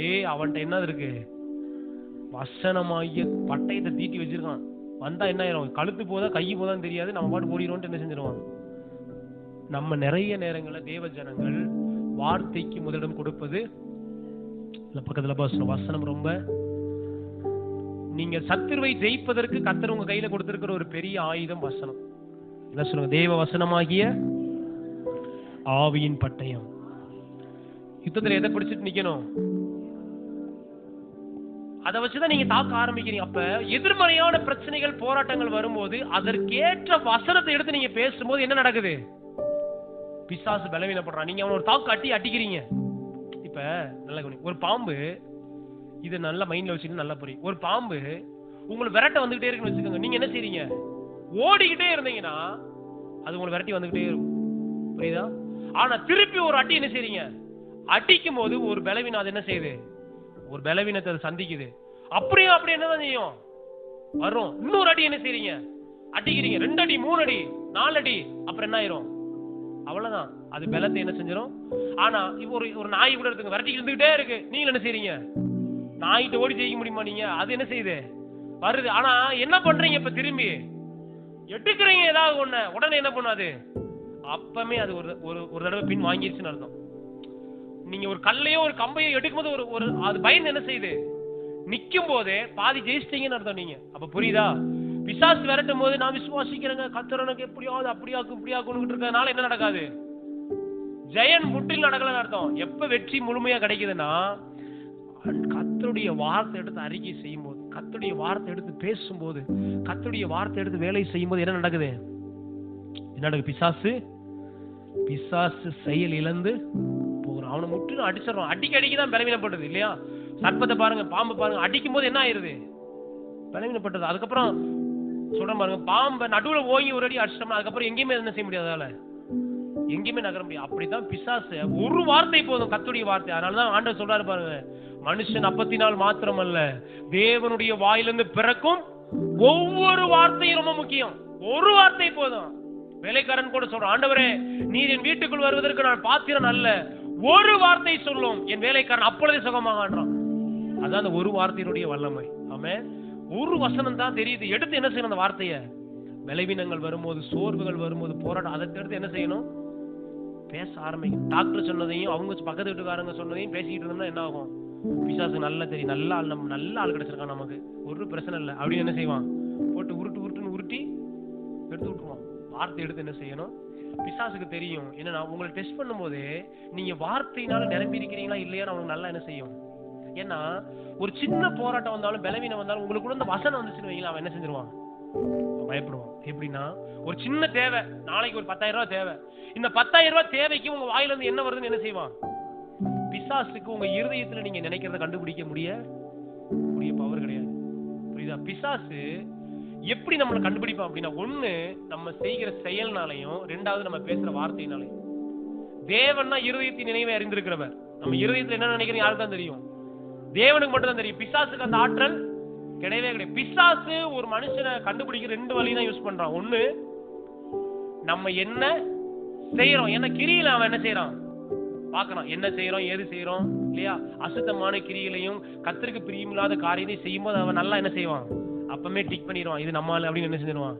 2வது எப்படி கண்டுபிடிப்பான்னா, எப்பயும் எதிர்மறையா, அசுத்தமா, கர்த்தருக்கு பிரியமில்லாத, கர்த்தருக்கு சித்தமில்லாத காரியத்தை என் வாயில பேசிட்டே இருக்கும்போது என்ன செஞ்சிருவான்? இது நம்மால அப்படின்னு என்ன செஞ்சிருவான்? இந்த 2 காரியத்தை வச்சுதான் பிசாசு ஒரு நபரை என்ன பண்றான்? பிடிக்கிறான். நம்முடைய வீக்னஸ் கண்டுபிடிக்கிறான். புரியுதா? இப்ப அவனுக்கு நல்லா தெரியும், ஒரு நாளைக்கு ஒரு தேவை வருதுன்னா, இந்த தேவைக்கு மத்தியில ஒரு தேவையை கொடுத்து பார்த்துட்டு அதுக்கு மத்தியில நம்ம என்ன பேசுறோன்றதை என்ன செய்வான்? நம்மளை கண்டுபிடிப்பான். அதனாலதான் பாருங்க, யோபு பத்தி சொல்லும் போது, யோபு இவைகள் எல்லாவற்றிலும் தன் வாயை திறந்து ஒரு பாவமும் செய்யவில்லைன்னு யோபு பத்தி போட்டிருக்கு. ஹல்லேலூயா. ஏன்னா நிறைய நேரங்கள்ல நம்ம பலவீனத்தை, நம்ம வீக்னஸ் எங்க வெளிப்படுத்துவோம்? நம்ம வாயில வாயில வெளிப்படுத்தும். என்ன வாழ்க்கை அப்படின்னு, என்ன சோமனி என்ன என்ன என்ன என்ன அப்படின்னு என்னது அப்படியே வந்து பிசாசு கரெக்டா என்னமா பேசலாம் பாரு அப்படின்னு என்ன செஞ்சிருவான்? அப்படியே பிடிச்சிடும். ஹல்லேலூயா. அப்ப வாயின் வார்த்தைகளுக்கு என்ன செஞ்சிடக்கூடாது? இடம் கொடுத்துடக்கூடாது. கிரியிலுக்கு என்ன செஞ்சிடக்கூடாது? இடம் கொடுத்துடக்கூடாது. அடுத்து என்ன சொல்ல? அடுத்த வசனம் பாருங்க. ஓகே, இது புரிஞ்சா உங்களுக்கு? சர்வாயுத வர்க்கத்தை என்ன செய்யணும்? இதெல்லாம் நமக்காக இருக்கு. தேவன் மாட்டி விடவே தயவு செஞ்சு அப்படி எடுத்து ஜெபம் பண்ணிட்டு இருக்காதீங்க. ஆண்டவரே இந்த பட்டயத்தை மட்டும் என் கையில எப்படியாவது கொடுத்துட்டீங்கன்னா, ஆண்டவரே அப்படி இல்ல, பட்டயத்தை ஆண்டவர் வச்சிருக்கிறாரு. நம்ம தான் என்ன செய்யணும்? எடுக்கணும். விசுவாசத்தை ஆண்டவர் வச்சிருக்கிறாரு. நம்ம தான் என்ன செய்யணும்? நான் செய்ய வேண்டியதை நான் செய்யணும். பக்கத்துல நான் செய்ய வேண்டியதை நான் செய்யணும். அதையும் ஆண்டவர்கிட்டயே போடக்கூடாது. எப்படி? ஆண்டவர் என்னை எடுத்துக்கோன்னு சொன்னதெல்லாம் நீங்க கொடுத்துருங்க ஆண்டவரே, மாட்டி விட்டுருங்கன்னு உட்காந்து நிறைய பேர் நேரத்தை வீணடிச்சுட்டு இருக்காங்க. நிறைய பேருடைய ஜெப நேரமே எங்க வீணா போகுதுன்னா, வேஸ்டா போகுதுன்னா, தேவன் ஏற்கனவே நம்ம செய்ய சொன்ன காரியத்தை விட்டுட்டு என்ன பண்றது? இப்ப இந்த சர்வாயுத வர்க்கணும்னு இன்னைக்கு போய் இன்னைக்கு ஒரு உபவாசத்தை போட்டோம், எப்படியாவது இந்த வாரம் ஒரு உபவாசத்தை போட்டு எப்படியாவது எல்லாம் தூக்கி நம்ம மாட்டிக்கணும்பா, எப்படியாவது ஆண்டவர்ட்ட இருந்து இதெல்லாம் பிடிங்கி எடுத்துடணும், எப்படின்னா நம்ம இந்த கத்தி பிடிங்கிடணும், இந்த கேடகத்தை எடுத்துடணும் அப்படின்னு போய் உபவாசம் போடுறதுனால இல்ல. எப்படி உபவாசம் இருக்கணும்? ஆண்டவரே இதெல்லாம் எனக்கு முன்பாக நீங்க வைத்திருக்கிறீங்க, நான் விசுவாசத்துல தான் எடுத்துக்கொள்ளுகிறேன் ஆண்டவரே, என் விசுவாசத்தை பெருக பண்ணுங்க ஆண்டவரே, இன்னும் ஆண்டவரே கர்த்தருடைய வார்த்தை எனக்குள்ள பெருகட்டும் ஆண்டவரே, நான் பிசாசை ஜெயிக்கணும் ஆண்டவரே அப்படின்னு வசனத்துக்கு ஓடுனா என்ன நடக்கும்? கத்தி வசனம் கூட கூட கத்தி இன்னும் கொஞ்சம் ஷார்ப்பாகுதுன்னு அர்த்தம். இல்ல வசனம் கூட கூட அந்த பட்டயத்தோட நீளமும் கூடுது, பட்டயத்தோட பதமும் கூடுது. இல்ல வசனம் கூட கூட நீளமும் கூடுது, ஷார்ப்பும் கூடுது. பிசாசு அங்க இழுத்து வரும்போது சூரியகத்தி வச்சுக்கிட்டு இங்க உட்காந்து தக்காளி வெட்டுற மாதிரி உட்காந்துருந்தோம்னா என்ன ஆகாது? தக்காளி வெட்டுறக்கா கூப்பிட்டுருக்காரு ஆண்டவர் நம்மள? வெங்காயம் வெட்டுற கூப்பிட்டுருக்காரா? சத்ருவோட யுத்தம் பண்ற கூப்பிட்டுருக்காரு. போர்க்களத்துல நிக்கிறீங்க நீனும் நானும். பக்கத்துல பாஸ் நிக்கிற இடம் எது? போர்க்களம். ஆமா, கிச்சன்ல இல்ல. எங்க எந்த யுத்தம் எங்க நடக்குது? கிச்சன்ல இல்லம்மா. ஆமா, தக்காளி வெட்டுறதுக்கு வெங்காயம் வெட்டுறதுக்கு ஆண்டவர் நம்மளை கூப்பிடல. யுத்தம் எங்க நடக்குது? போர்க்களத்துல நடக்குது. போர்க்களத்துல எதை வச்சிருக்கணும்? நம்ம எதை வச்சிருக்கணும்? பட்டயத்தை வச்சிருக்கணும். அங்க இந்த கொண்டு வந்திருக்க பாருங்க, தக்காளி வெட்டுற சூரிய கத்தி கொண்டு வந்திருக்க பாருங்க, 4 வசனத்தை வச்சுட்டு உட்காந்துருந்தோம்னா என்ன ஆகும்? பிசாசு பாப்பா, ஆஹா சூப்பரான ஒரு ஆளை கொண்டு வந்திருக்கேன் யுத்தம் பண்றதுன்னு அவ்வளவு ஈஸியா செஞ்சிருக்கேன். ஆமென். வசனம் கூடணும். அடுத்து, எந்த சமயத்திலும் சகலவிதமான வேண்டுதலோடு விண்ணப்பத்தோடும் ஆவியில ஜெபம் பண்ணணும். பாத்தீங்களா? இதெல்லாம் இருந்து புரியுதா? இன்னைக்கு தேவ ஜனங்கள்ட்ட ஆவியில ஜெபம் பண்றாங்க. எல்லாம் அப்படி அந்நிய பாசையில் நிரம்பி என்னது ஜெபம் நடக்கும். ஆனா மேல ஒண்ணுமே என்ன செய்யாது? விசுவாசம் இருக்காது, கேடகம் இருக்காது, ஒண்ணுமே இருக்காது. ஆவியில் ஆனா என்னது? ஆவியில் என்ன இல்ல. இதெல்லாம் இருந்து அப்படி எந்திரிச்சு இருந்து அப்படியே அந்நிய பாஷையில ஜெபம் பண்ணோம்னா அனல் பறக்குவாங்க. புரியுதா? இதெல்லாம் தரிச்சுக்கிட்டு என்ன பண்ணணும்? இந்த சர்வாயுத வர்க்கங்களை எல்லாம் தரிச்சுக்கிட்டு ஆவியில ஜெபம் பண்ணணும். இது எதுவுமே இல்லாம ஆவியில ஜெபம் பண்ணா அது என்ன ஆவினே என்னது? என்ன ஆவினே தெரியல. இதெல்லாம் தரித்து கொண்டு ஆவியில என்ன செய்யணும்? ஜெபம் பண்ணும்போது விடுதலைகள் நடக்கும், அற்புதங்கள் நடக்கும். ஹல்லேலூயா. விசுவாசத்தோட கர்த்தருடைய வார்த்தையோட. அதனாலதான் நீங்க ஜெபம் பண்ணும்போது அதிகமா கர்த்தருடைய வார்த்தையை பேசணும். ஜெபத்துல என்ன பேசணும்? நீ ஒரு பிசாசுடைய போராட்டத்துக்காக ஜெபம் பண்றீங்கன்னா எதை பேசணும்? அதிகமா வசனத்தை எடுத்து பேசணும். அவருடைய ரத்தத்தினால, சாட்சியின் வசனத்தினால சத்துருவை ஜெயித்தீர்கள் இருக்கு ஆண்டவரே. பிசாசு அப்படியே ஆடிடுவாங்க. ஹல்லேலூயா. அது இல்லாம நம்ம ஆவியில என்னது இல்ல, இந்த இதெல்லாம் தரிக்காம ஆவியில அந்த ஆவி ஜெபம் இல்ல. அது ஆவியில என்ன செய்யணுமா? ஜெபம் பண்ணி அடுத்து என்ன பண்ணணும்? அதன் பொருட்டு மிகுந்த மன உறுதியோட. எல்லாம் சொல்லுங்க, மன உறுதி. பாத்தீங்களா? மன உறுதினா இந்த கேடகம் தானே சொன்னோம், இருதயத்தை பாதுகாக்கிறது. கேடகம் இல்லைன்னா என்ன வந்துடும்? மன உறுதியாவே இருக்கு. மன உறுதியாவே இருக்காது. இப்படி இங்கிட்ட செஞ்சா இங்கிட்ட செய்யும். இந்த பக்கம் யாராவது சொல்லும்போது இது நீங்க சொல்றது கரெக்டா தான் இருக்கு அப்படின்னும், இந்த பக்கம் பாஸ் சொல்லுவோம் நீங்க சொல்றது கரெக்டா தான், எப்படி இங்கிட்ட இங்கிட்ட அசைகிற மாதிரி இருக்கும். ஆனா வார்த்தையில நிரம்பி நம்ம இருதயத்தை கேடகமா நீதியில நிரம்பி இருந்தோம்னா 1000 பேர் 1000 சொல்லட்டுங்க, கர்த்தருடைய வார்த்தை இப்படி சொல்லுவாங்க. அதுதான் நான் நம்புறேன். எப்படி இருக்கும் மைண்டு? அதான் சங்கீதம் 112 நீங்க வாசப்பதினா போய், அவன் இருதயம் கர்த்தரை நம்பி திடனா இருக்கும், அவன் இருதயம் உறுதியா இருக்கும்னு சொல்லுது. இருதயம் எப்படி இருக்கணும்? இங்கிட்டு போகும்போது அவங்க சொல்லும் போது அங்கிட்டு சேர்ந்துக்கிற கூடாது, இங்கிட்டு பேசணும், இங்கிட்டு சேர்ந்துக்க கூடாது. இருதயம் எப்படி உறுதியா இருக்கணும்? எதுல உறுதியா இருக்கணும்? கர்த்தருடைய வார்த்தை. அடுத்து, சகல பரிசுத்தவான்களுக்காகவும் பண்ணும் வேண்டுதலோடும் விரித்திருங்க. பாத்தீங்களா? இதெல்லாம் தரிச்சுக்கிட்டு என்ன செய்ய சொல்றாரு? எதுக்காக இதெல்லாம் தரிக்க சொல்றாரு? பரிசுத்தவான்களுக்காக ஜெபிக்க, ஊழியக்காரங்களுக்காக ஜெபிக்க. ஹல்லேலூயா. இதெல்லாம் என்னது? நம்ம தரித்துக் கொள்ள வேண்டிய காரியங்கள். ஆமென். ஓகே, ஒரு சுருக்கமா நம்ம எதெல்லாம் விட வேண்டிய காரியங்கள் பாருங்க. எதெல்லாம் என்ன செய்யணும்? விடணும்னு சொல்றோம் பாருங்க. 1ஆம் வசனம் பாருங்க. பிள்ளைகளே, உங்கள் பெற்றோருக்கு கர்த்தருக்குள் கீழ்ப்படி. அப்ப எதை விடணும்? நம்ம கீழ்ப்படியாம என்ன செஞ்சிடணும்? கீழ்ப்படியாம என்ன செய்யக்கூடாது? இருக்கக்கூடாது. 4ஆம் வசனம், பிதாக்களை நீங்களும் உங்கள் பிள்ளைகளை கோபப்படுத்தக்கூடாது. புரியுதா? கோபம், பிள்ளைகளை கோபப்படுத்தக்கூடாது. பிள்ளைகளை அன்பா சிச்சையில் என்ன செய்யணும்? கொண்டு வரணும். கோபப்படுத்தாம கர்த்தருக்கேற்ற சிச்சையிலும் போதனையிலும் என்ன செய்யணும்? 6ஆம் வசனம் பாருங்க. மனுஷரை பிரியப்படுத்துறதுக்காக நடக்கக்கூடாது. அடுத்து எதை விடணும்? இதை செஞ்சா இவங்க எல்லாம் ரொம்ப சந்தோஷப்படுவாங்க அப்படின்னு என்ன செஞ்சிடக்கூடாது, அப்படி இருக்கக்கூடாது. மனுஷரை பவுல் கூட சொல்றாரு, நான் இப்பொழுது மனுஷரையா தேவனையா யாரை பிரியப்படுத்த ஊழியம் செய்கிறேன். யாரை பிரியப்படுத்த? இப்ப உங்களை பிரியப்படுத்தணும் நான் ஊழியம் செஞ்சு வைங்களேன், இந்த மாதிரி பிரசங்கத்தை நான் பண்ணவே மாட்டேன். எப்படி பிரசங்கம் பண்ணுவேன்? கர்த்தர் உங்களை ஆசீர்வதித்து உங்களை உயர்த்துவார். நீங்க வந்திருக்கீங்க, இன்னைக்கு ஆலயத்துக்கு வந்துட்டீங்கல்ல, இந்த வாரம் பாருங்க உங்களுக்கு கொட்டுன்னு கொட்டுதா இல்லையான்னு மட்டும் பாருங்க. அப்படிதான் நான் என்ன செய்வேன், என்ன பிரசங்கம் பண்ணுவேன்? என்ன செஞ்சாலும் பரவாயில்ல, எங்க ஓடினாலும் பரவாயில்ல, ஆலயத்துல வந்து விழுந்துருங்க, கர்த்தர் உங்களை தூக்கி கொண்டு போயிடுவார் எங்கேயாவது. அப்படிதான் நான் என்ன செய்வேன். யாரை பிரியப்படுத்த? மனுஷரை பிரியப்படுத்த நினைச்சேன்னா அப்படிதான் பிரசங்கம் பண்ணுவேன். புரியுதா? ஆனா நான் தேவனை பிரியப்படுத்த நினைச்சேன்னா நான் என்ன சொல்லுவேன்?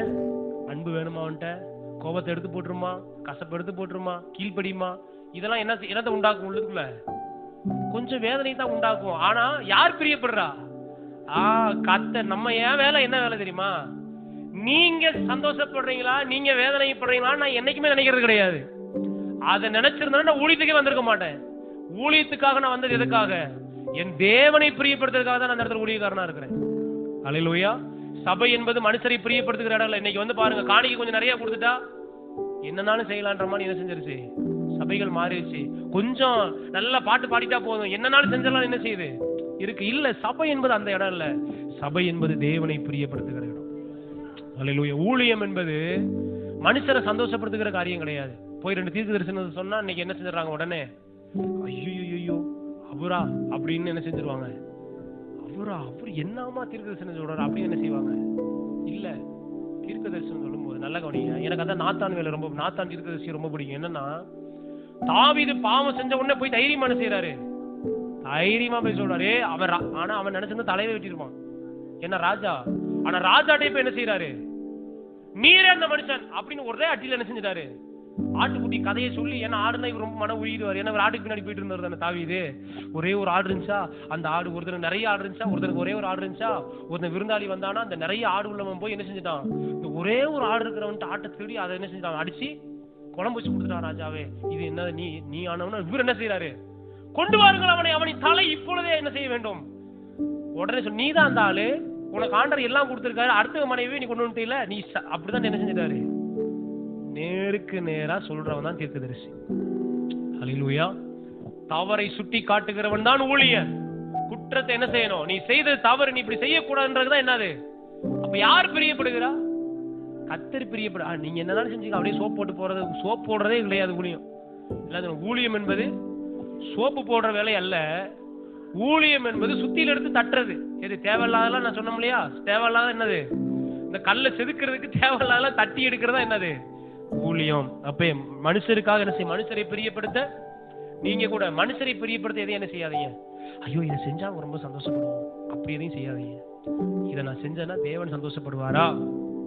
எந்த காரியம் உங்க குடும்பத்துல 5-6 பேர் இருக்காங்கன்னு வைங்க, இந்த 5-6 பேரை பிரியப்படுத்த நீங்க என்ன வேணா என்ன செய்யலாம், நீங்க செய்யலாம். ஆனா எப்பயுமே என்ன செய்யணும்னா, இதை நான் செய்யறதுனால தேவன் பிரியப்படுவாரா அப்படின்றத பார்க்கணும். புரியுதா நான் சொல்றது? என்ன செய்யணும் தேவ பிள்ளைகள்? நான் இதை செஞ்சா யார் பிரியப்படுவாரா? தேவன் இதுல பிரியமா இருப்பாருன்னு என்ன செய்யணும், பார்க்கணும். அப்ப மனுஷன் பிரியப்படுத்த கூடாது. அதே 6வது வசனத்தை பாருங்க. பார்வைக்கு என்ன செய்யக்கூடாது, மனுஷருக்கு பிரியமாவும் நடக்கக்கூடாது, பார்க்கறதுக்கு என்ன செய்யக்கூடாது. சில நேரங்கள்ல வந்து பாத்தீங்கன்னா பார்க்கறதுக்கு ஊழியர், பார்க்கறதுக்கு பாராட்டப்படுறதுக்காக நிறைய பேர் என்ன செய்வாங்க, இவங்களா சூப்பர்மா சூப்பரியா அப்படின்னு சொல்ற அளவுக்கு ஒரு பேரை வாங்கணும்னு என்ன செய்யறாங்க. ஆனா ஆண்டவர் என்ன சொல்றாரு, பார்வைக்காக. நீங்க எல்லாம் மற்றவங்களுக்கு வேலைக்கு போறீங்க, ஒரு நாள் நல்ல கவனிங்க, பார்வைக்காக வேலை செய்யக்கூடாது. புரியுதா? அப்ப நான் நிறைய பேர் என்ன செய்வாங்க தெரியுமா, அந்த ஓனர் வரும்போது மட்டும் தட்டால புட்டான்னு வேலை என்ன செய்யும், ஏழை செடியிலே பிச்சு எறிஞ்சிடற மாதிரி வேலை செய்வாங்க. ஆனா போனதுக்கு அப்புறம் என்ன செய்வாங்க, அப்படியே உட்காந்து கதை அடிக்க போன் பண்ண அப்படியே இருக்க. இதெல்லாம் என்னது, என்னை பார்க்கிற ஒரு எஜமானன் எனக்கு இருக்கிறார். அல்லேலூயா. நல்ல கவனிங்க. இந்த எஜமான் ஒருவேளை எனக்கு, நான் தான் ஏற்கனவே சொன்னது, இந்த எஜமான் ஒருவேளை நான் பட்ட பிரயாசத்துக்கு தக்க பலனை எனக்கு கொடுக்காம இருக்கலாம். ஆனா என்னை காண்க ஒரு எஜமானன் என்னை நிச்சயமா ஏமாத்தவே மாட்டாரு. இப்படி இவன் இப்படி என்ன ஏமாத்திருப்பான். சில நேரம் யோசிப்பேன், இவ்வளவு கஷ்டப்பட்டு இவங்களுக்காக வேலை செஞ்சோமே அப்படின்னு யோசிக்க தோணும். ஆனா எனக்கு தேவன் வேற ஒரு வழியில இருந்து வேற ஒரு ஆசீர்வாதத்தை கத்தரை கொண்டு வந்துருவார். பார்வைக்காக என்ன செய்யக்கூடாது, வேலை செய்ய கூடாது. 9வது வசனம் பாருங்க. எஜமான்களே, அப்படியே நீங்களும் வேலைக்காரருக்கு செய்ய வேண்டிய கடமைகளை செய்து அவர்களுக்கும் எஜமானன் பரலோகத்தில் இருக்கிறார் என்றும் அவரிடத்தில் பட்சபாதம் இல்லை என்றும் அறிந்து எதை விட்டு விடணுமா? இல்ல சொல்லுங்க, கடுன்னு சொல்ல நீங்க உங்களை ஆண்டவர் ஒரு போஸ்டிங்லயே வச்சிருக்கலாம், புரியுது? ஆனா அதுக்காக உங்களுக்கு கீழே இருக்கிறவங்கள மாடு மாதிரி என்ன செய்யக்கூடாது, நீங்க நடத்தக்கூடாது. கடுன்னு சொல்ல யூஸ் பண்ண சில நேரம் வேலை வாங்குறதுக்காக நம்ம என்ன பண்ணுவோம், செய் வா போ, என்ன நீ பெரிய ஓனர் நினைச்சியா போய் செய் அப்படின்லாம் நம்ம என்ன செய்யறோம், சொல்றோம். ஆனா வேதம் சொல்லுது கடும் சொல்லை. ஏன்னா நம்மளும் ஒரு எஜமானு கீழே தான் இருக்கும், புரியுதா? யாரு கீழே இருக்கும்? அவர் கடும் சொல்ல யூஸ் பண்ணா நம்ம வாழ்க்கை என்ன ஆகும் யோசிச்சு பாருங்க. நம்ம எப்பயுமே யோசிச்சு பாருங்க, நம்ம கீழே வேலை செய்யறவங்களை திட்டுற மாதிரி நம்ம எஜமான் நம்ம திட்டினாருன்னா நம்ம வாழ்க்கை என்ன ஆகும்? அவ்வளவுதான் இல்லையா? நமக்கு ஒரு எஜமான் என்ன செய்யறாரு, இருக்கிறார். ஆகையால் என்ன செய்யணும், கடுஞ்சொல்லை என்ன செய்ய வேண்டும், விட்டுவிட வேண்டும். 12வது வசனத்தை வாசிங்களேன். ஏனெனில் மாம்சத்தோடும் இரத்தத்தோடும் அல்ல. ஓகே, அப்ப எதை விடணும் தெரியுமா? எதை விடணும்னு சொல்றேன் பாருங்க. மாம்சத்தோடையும் இரத்தத்தோடையும் போராடுறத என்ன செய்யணும், விடணும். புரியுதா? நம்ம பிள்ளைங்க கீழ்ப்படியலன்னு வைங்களேன், பிள்ளைகள் கூட போராடுறத என்ன செய்யுங்க, விட்டுட்டு அதுக்கு பின்பாக கிரியை செய்யற சத்துருவோடு போராடணும். அங்க ஒரு ஜெயத்தை என்ன செய்யணும், அங்க ஒரு ஜெயத்தை பார்க்கணும். நமக்கு விரோதமா ஒருத்தன் எழும்பி வர்றான்னா அவங்க கூட சண்டை போட்டு இன்னைக்கு வாடி ஒரு கை பாத்துக்கிறவன், இன்னைக்கு என்னையா பேசிட்ட அப்படின்னா எங்க யுத்தம் பண்றன்னு அர்த்தம்? யார் மேல கை வச்சிட்ட, நீ யார பேசிட்டு தெரியுமா, வீட்டுக்கு போறதுக்குள்ள உனக்கு என்ன நடக்குது பாரு அப்படின்னா என்ன ஆச்சுன்னு அர்த்தம்? எங்க சண்டை? மாம்சத்தோட ரத்தத்தோட. அந்த இடத்துல பொறுமையா இருந்து, ஆண்டவரே நீங்க பாத்துக்கோங்க ஆண்டவரே, ஆனா இவனுக்குள்ள கிரியை செய்கிற இந்த பொல்லாத சத்துரு நான் கடிந்து கொள்ளுகிறேன் போது எங்க யுத்தம் நடந்துருச்சு? ஆவில யுத்தம் நடந்துருச்சு. பக்கத்துல பாத்துங்க, மாம்சத்தோடும் ரத்தத்தோடும் அல்ல. மாம்சத்தோடும் ரத்தத்தோடும் போராடி என்னதான் வேஸ்ட் ஆகும்? உங்க எனர்ஜி தான் வேஸ்ட் ஆகும். கத்திக்கிட்டே இருந்தீங்கன்னா என்ன ஆகும்? கூடுதலா வீட்டுல கத்திக்கிட்டே இருந்தீங்கன்னா என்ன ஆயிரும், தொண்டை இருக்கும். அப்புறம் என்ன ஆகும், பெலன் அப்படியே என்ன செஞ்சிடும், பெலன் குறைஞ்சிடும். ஆனா சரி போங்க விடுங்க அப்படின்ட்டு அப்படியே மனசுக்குள்ள என்ன செய்யணும், கொள்ளாத சத்துருவை யாருக்கிட்ட வந்து நீ வேலையை காமிக்கிறேன்ட்டு அங்க கடிஞ்சு கொள்ளணும். எங்க கடிஞ்சு கொள்ளணும்? ஆவியில கடிஞ்சு கொள்ளணும். முன்னாடியே கடிஞ்சிட்டீங்கன்னா பிரச்சனை ஆகி போகும், அவ்வளவுதான். ஏதாவது பேசிட்டாங்க, கொள்ளாத சத்துருவை இயேசுவின் நாமத்தினாலன்ட்டீங்கன்னா என்ன ஆயிரும், பிரச்சனை வெடிச்சிருவாங்க. அப்படி இருக்கு, அங்க செய்யக்கூடாது. அதனாலதான் ஆண்டவர் சொன்னார், ஜெபம் பண்ணும்போது கதவை போய் என்ன செஞ்சிரு, கதவை பூட்டிருந்தாரு. அங்க கதவை பூட்டிட்டு போய் யாருனாலும் என்ன செய்யுங்க, யாரையும் என்னமும் சொல்லுங்க, என்னமும் செய்யுங்க, என்னமும் ஜெபம் பண்ணி என்னமும் பிசாசு போட்டு என்னமும் என்ன செய்யுங்க. ஆனா மனுஷனுக்கு முன்னாடி நின்று என்ன செய்யக்கூடாது. அதே மாதிரி ஒருத்தவங்க வந்து ஏதாவது ஒரு பிரச்சனை நடந்துச்சு, அவங்க முன்னாடியே வந்து இதுக்கு பின்னாடி ஒரு பிசாசு தான், அந்த பிசாசு அப்படின்னு என்ன ஆகி போகும், பிரச்சனை ஆயிடும். அப்படி என்ன செய்யக்கூடாது, அப்படி செய்யக்கூடாது. உங்களுக்கு தெரியும் பிசாசு ஆவியில் என்ன செய்யணும், நீங்க கடிந்து கொள்ள வேண்டும். அப்ப எங்க யுத்தம் இல்ல நமக்கு, மாம்சத்தோடு ரத்தம். அப்படி நம்ம எனக்கு மாம்சத்தோடு ரத்தத்தோடு யுத்தம் இல்லைன்றதை நீங்க கண்டுபிடிச்சிட்டீங்கன்னா நல்லா கவனிங்க, நீங்க யாரு கூடயும் சண்டை போட மாட்டீங்க, யாரு கூடயும் பிரச்சனை பண்ண மாட்டீங்க. என்ன உங்களுக்கு தெரியும், என்ன என்னோட யுத்தம் எங்க இல்ல, மாம்சத்தோடு ரத்தத்தோடும் இல்ல. அந்த இது நம்ம அந்த வெளிச்சம் வரலன்னா நம்ம எதுக்கெடுத்தாலும் என்ன பண்ணுவோம், எதுக்கெடுத்தாலும் கோபம், எதுக்கெடுத்தாலும் சண்டை, எதுக்கெடுத்தாலும் கடுஞ்சொல்லு. இதெல்லாம் எப்போ வரும், எப்போ வரும்? மாம்சத்தோடும் ரத்தத்தோடுமே நம்ம பார்த்துக்கிட்டு இருந்தோம்னா என்ன வந்துடும், இந்த பிரச்சனைகள்லாம் வர ஆரம்பிக்கும். அல்லேலூயா. சொல்றது புரியுதா? எத்தனை பேருக்கு புரியுது? பக்கத்துல பாசணும். இதெல்லாம் நம்ம என்ன பண்ணணும், விடணும். இதெல்லாம் என்ன செய்யணும், யார் விடணும்? எப்படி நம்ம எடுத்து நம்மளே மாற்றமோ அதே மாதிரி யார் தான் விடணும்? இதெல்லாம் ஆண்டவரே இந்த கடுஞ்சொல்லை மட்டும் என் வாயிலிருந்து எடுத்து போடுவீராக அப்படின்னு அவர் வந்து அந்த வார்த்தையை மட்டும் எடுத்து போட மாட்டார். யார் தான் எடுத்து போடணும்? நம்ம தான் என்ன செய்யணும், கீழ்ப்படியாமை. ஆண்டவர் அந்த கீழ்ப்படியாமை ஒன்றுதான் ஆண்டவர் எனக்கு அடியனுக்கு மிகப்பெரிய பிரச்சனையா இருக்கு, அதை மாத்திரம் என்னிடத்துல என்ன செய்ய மாட்டாரு. நம்ம தான் ஆண்டவரே நான் என்ன ஒப்பு கொடுக்குறேன், ஆண்டவரே கீழ்ப்படிறதுக்கு எனக்கு கிருபையை தாங்கன்னு கேட்கும் போது ஆண்டவர் என்ன செய்வார், சந்தர்ப்பங்களை கீழ்ப்படிறதுக்கு ஆண்டவர் ஏற்படுத்தி தருவார். நம்ம தான் என்ன செய்யணும், உருவாக்கணும். ஆமென். கோபப்படுத்தக்கூடாது, மனுஷர் என்ன செய்யக்கூடாது. இதெல்லாம் நம்ம என்ன பண்ணணும், எல்லாம் சொல்ல விட வேண்டியதை விடணும், தரித்துக் கொள்ள வேண்டியதை தரித்துக் கொள்ளும் போது வெற்றி நம்முடையது. அல்லேலூயா. யுத்தத்துக்கு போறோம், ஆண்டவர் வச்சிருக்க இதெல்லாம் வச்சிருக்கிறாரு, எடுத்துட்டு போன்றாரு. நம்ம தான் என்ன செய்யணும், எடுத்துட்டு போனோம்னா நிச்சயமாய் வெற்றி நமக்கு உண்டு. இதெல்லாம் இல்லாட்டி தானே பிரச்சனை சொல்லுங்க. இந்த இவ்வளவு பெரிய ஆயுதங்களை, இவ்வளவு பெரிய யுக்திகளை எல்லாத்தையும் நமக்கு என்ன செஞ்சிருக்காரு ஆண்டவர் கொடுத்தோம். நம்ம போய் தோத்துட்டு வந்தோம்னா அத மாதிரி ஒரு ஒரு முட்டாள்தனம் எதுவுமே இல்ல இல்லையா? ஆண்டவர் எல்லாம் நமக்கு தந்திருக்காரு. நம்ம தான் என்ன செய்யணும்? எடுத்துக்கொள்ள வேண்டும். பக்கத்துல எடுத்துக்கொள்ள வேண்டியதை எடுத்துக்கொள்ளுங்க, தரிக்க வேண்டியதை தரிங்க, மாட்ட வேண்டியதை மாட்டுங்க, எடுக்க வேண்டியதை எடுங்க, எரிய வேண்டியதை எரிங்க, கழட்டி போட வேண்டியதை கழட்டி போடுங்க. வெற்றி உங்களுடையது. ஹல்லேலூயா. எழுந்து நிற்கலாம், நம்ம ஜெபம் பண்ணுவோம். ஆமென். ஹல்லேலூயா, ஹல்லேலூயா. எத்தனை பேர் சொல்றீங்க எடுத்துக்கொள்ள வேண்டியதை என்ன செய்யணும்? எடுக்கும்போது வெற்றி நம்முடைய. இதெல்லாம் எடுத்து மனதில் வைங்க. ஆண்டவரே, இன்னும் நான் விசுவாசிக்கிறேன் ஆண்டவரே, நீ எனக்கு அற்புதம் செய்வீர் ஆண்டவரே. விசுவாசத்தை பெருக பண்ணுங்க. விசுவாசம் இல்லாமல் தேவனை பிரியப்படுத்த முடியவே முடியாது. விசுவாசத்தை அதிகரிங்க. ஆமென். வசனத்தை என்ன செய்யுங்க? அதிகமா. அதனாலதான் சிறு குழந்தையா இருக்கும் போதே, வாலிபர்களா இருக்கும் போதே வசனத்தை அதிகமா எடுத்து என்ன செய்யுங்க? என்ன ஒரு காலம் வரும், அப்ப நினைச்சா கூட வசனத்தை என்ன செய்ய முடியாது, நீ படிக்க முடியாது, வாசிக்க முடியாது இல்லையா? அந்த காலத்துக்கு முன்னாடி என்ன செய்யணும்? இப்ப என்ன செய்யணும்? அதிகமா வசனத்தை வாசிச்சு வாசிச்சு உங்களை பலப்படுத்துங்க. ஆமென். ஜெபிக்கலாமா? ஹல்லேலூயா. எல்லாரும் நன்றி சொல்லுங்க ஆண்டவருக்கு. ஆண்டவரே, மட்டும் எங்களுக்கு கிருபையாய் நடத்தி வந்திருக்கிறீங்க. அதற்காக ஸ்தோத்திரம் ஆண்டவரே. இந்த நாள் எங்களை முற்றிலுமாய் உம்முடைய கரத்துல ஒப்பு கொடுக்கிறோம். இந்த எபேசியர் 6வது அதிகாரத்துல எதையெல்லாம் நாங்க தரித்துக் கொள்ள வேண்டும், எதையெல்லாம் நாங்க எடுத்துக்கொள்ள வேண்டும், எதையெல்லாம் ஆண்டவரே ஸ்தோத்திரம் நாங்க பலப்படணுமோ அதெல்லாம் நாங்க எடுத்துக்கொள்ளுகிறோம் ஆண்டவரே. எதெல்லாம் நாங்க கலைந்து போடணுமோ, எதெல்லாம் நாங்க எடுக்கணுமோ ஆண்டவரே, எதெல்லாம் எங்களை விட்டு அகற்றணுமோ அதெல்லாவற்றையும் நாங்க அகற்றுகிறோம் ஆண்டவரே. கர்த்தருக்கு நீங்க உதவி செய்யுங்க அப்பா. உங்க கிருபை அதிகமாய் பெருக பண்ணுங்க ஆண்டவரே.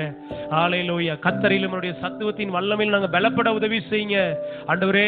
சகல விதமான விண்ணப்பத்தோட வேண்டுதல் ஆவியில ஜெபம் பண்ண உதவி செய்யுங்க ஆண்டவரே. ஆவியில அனலாயிருக்க உதவி செய்யுங்க ஆண்டவரே.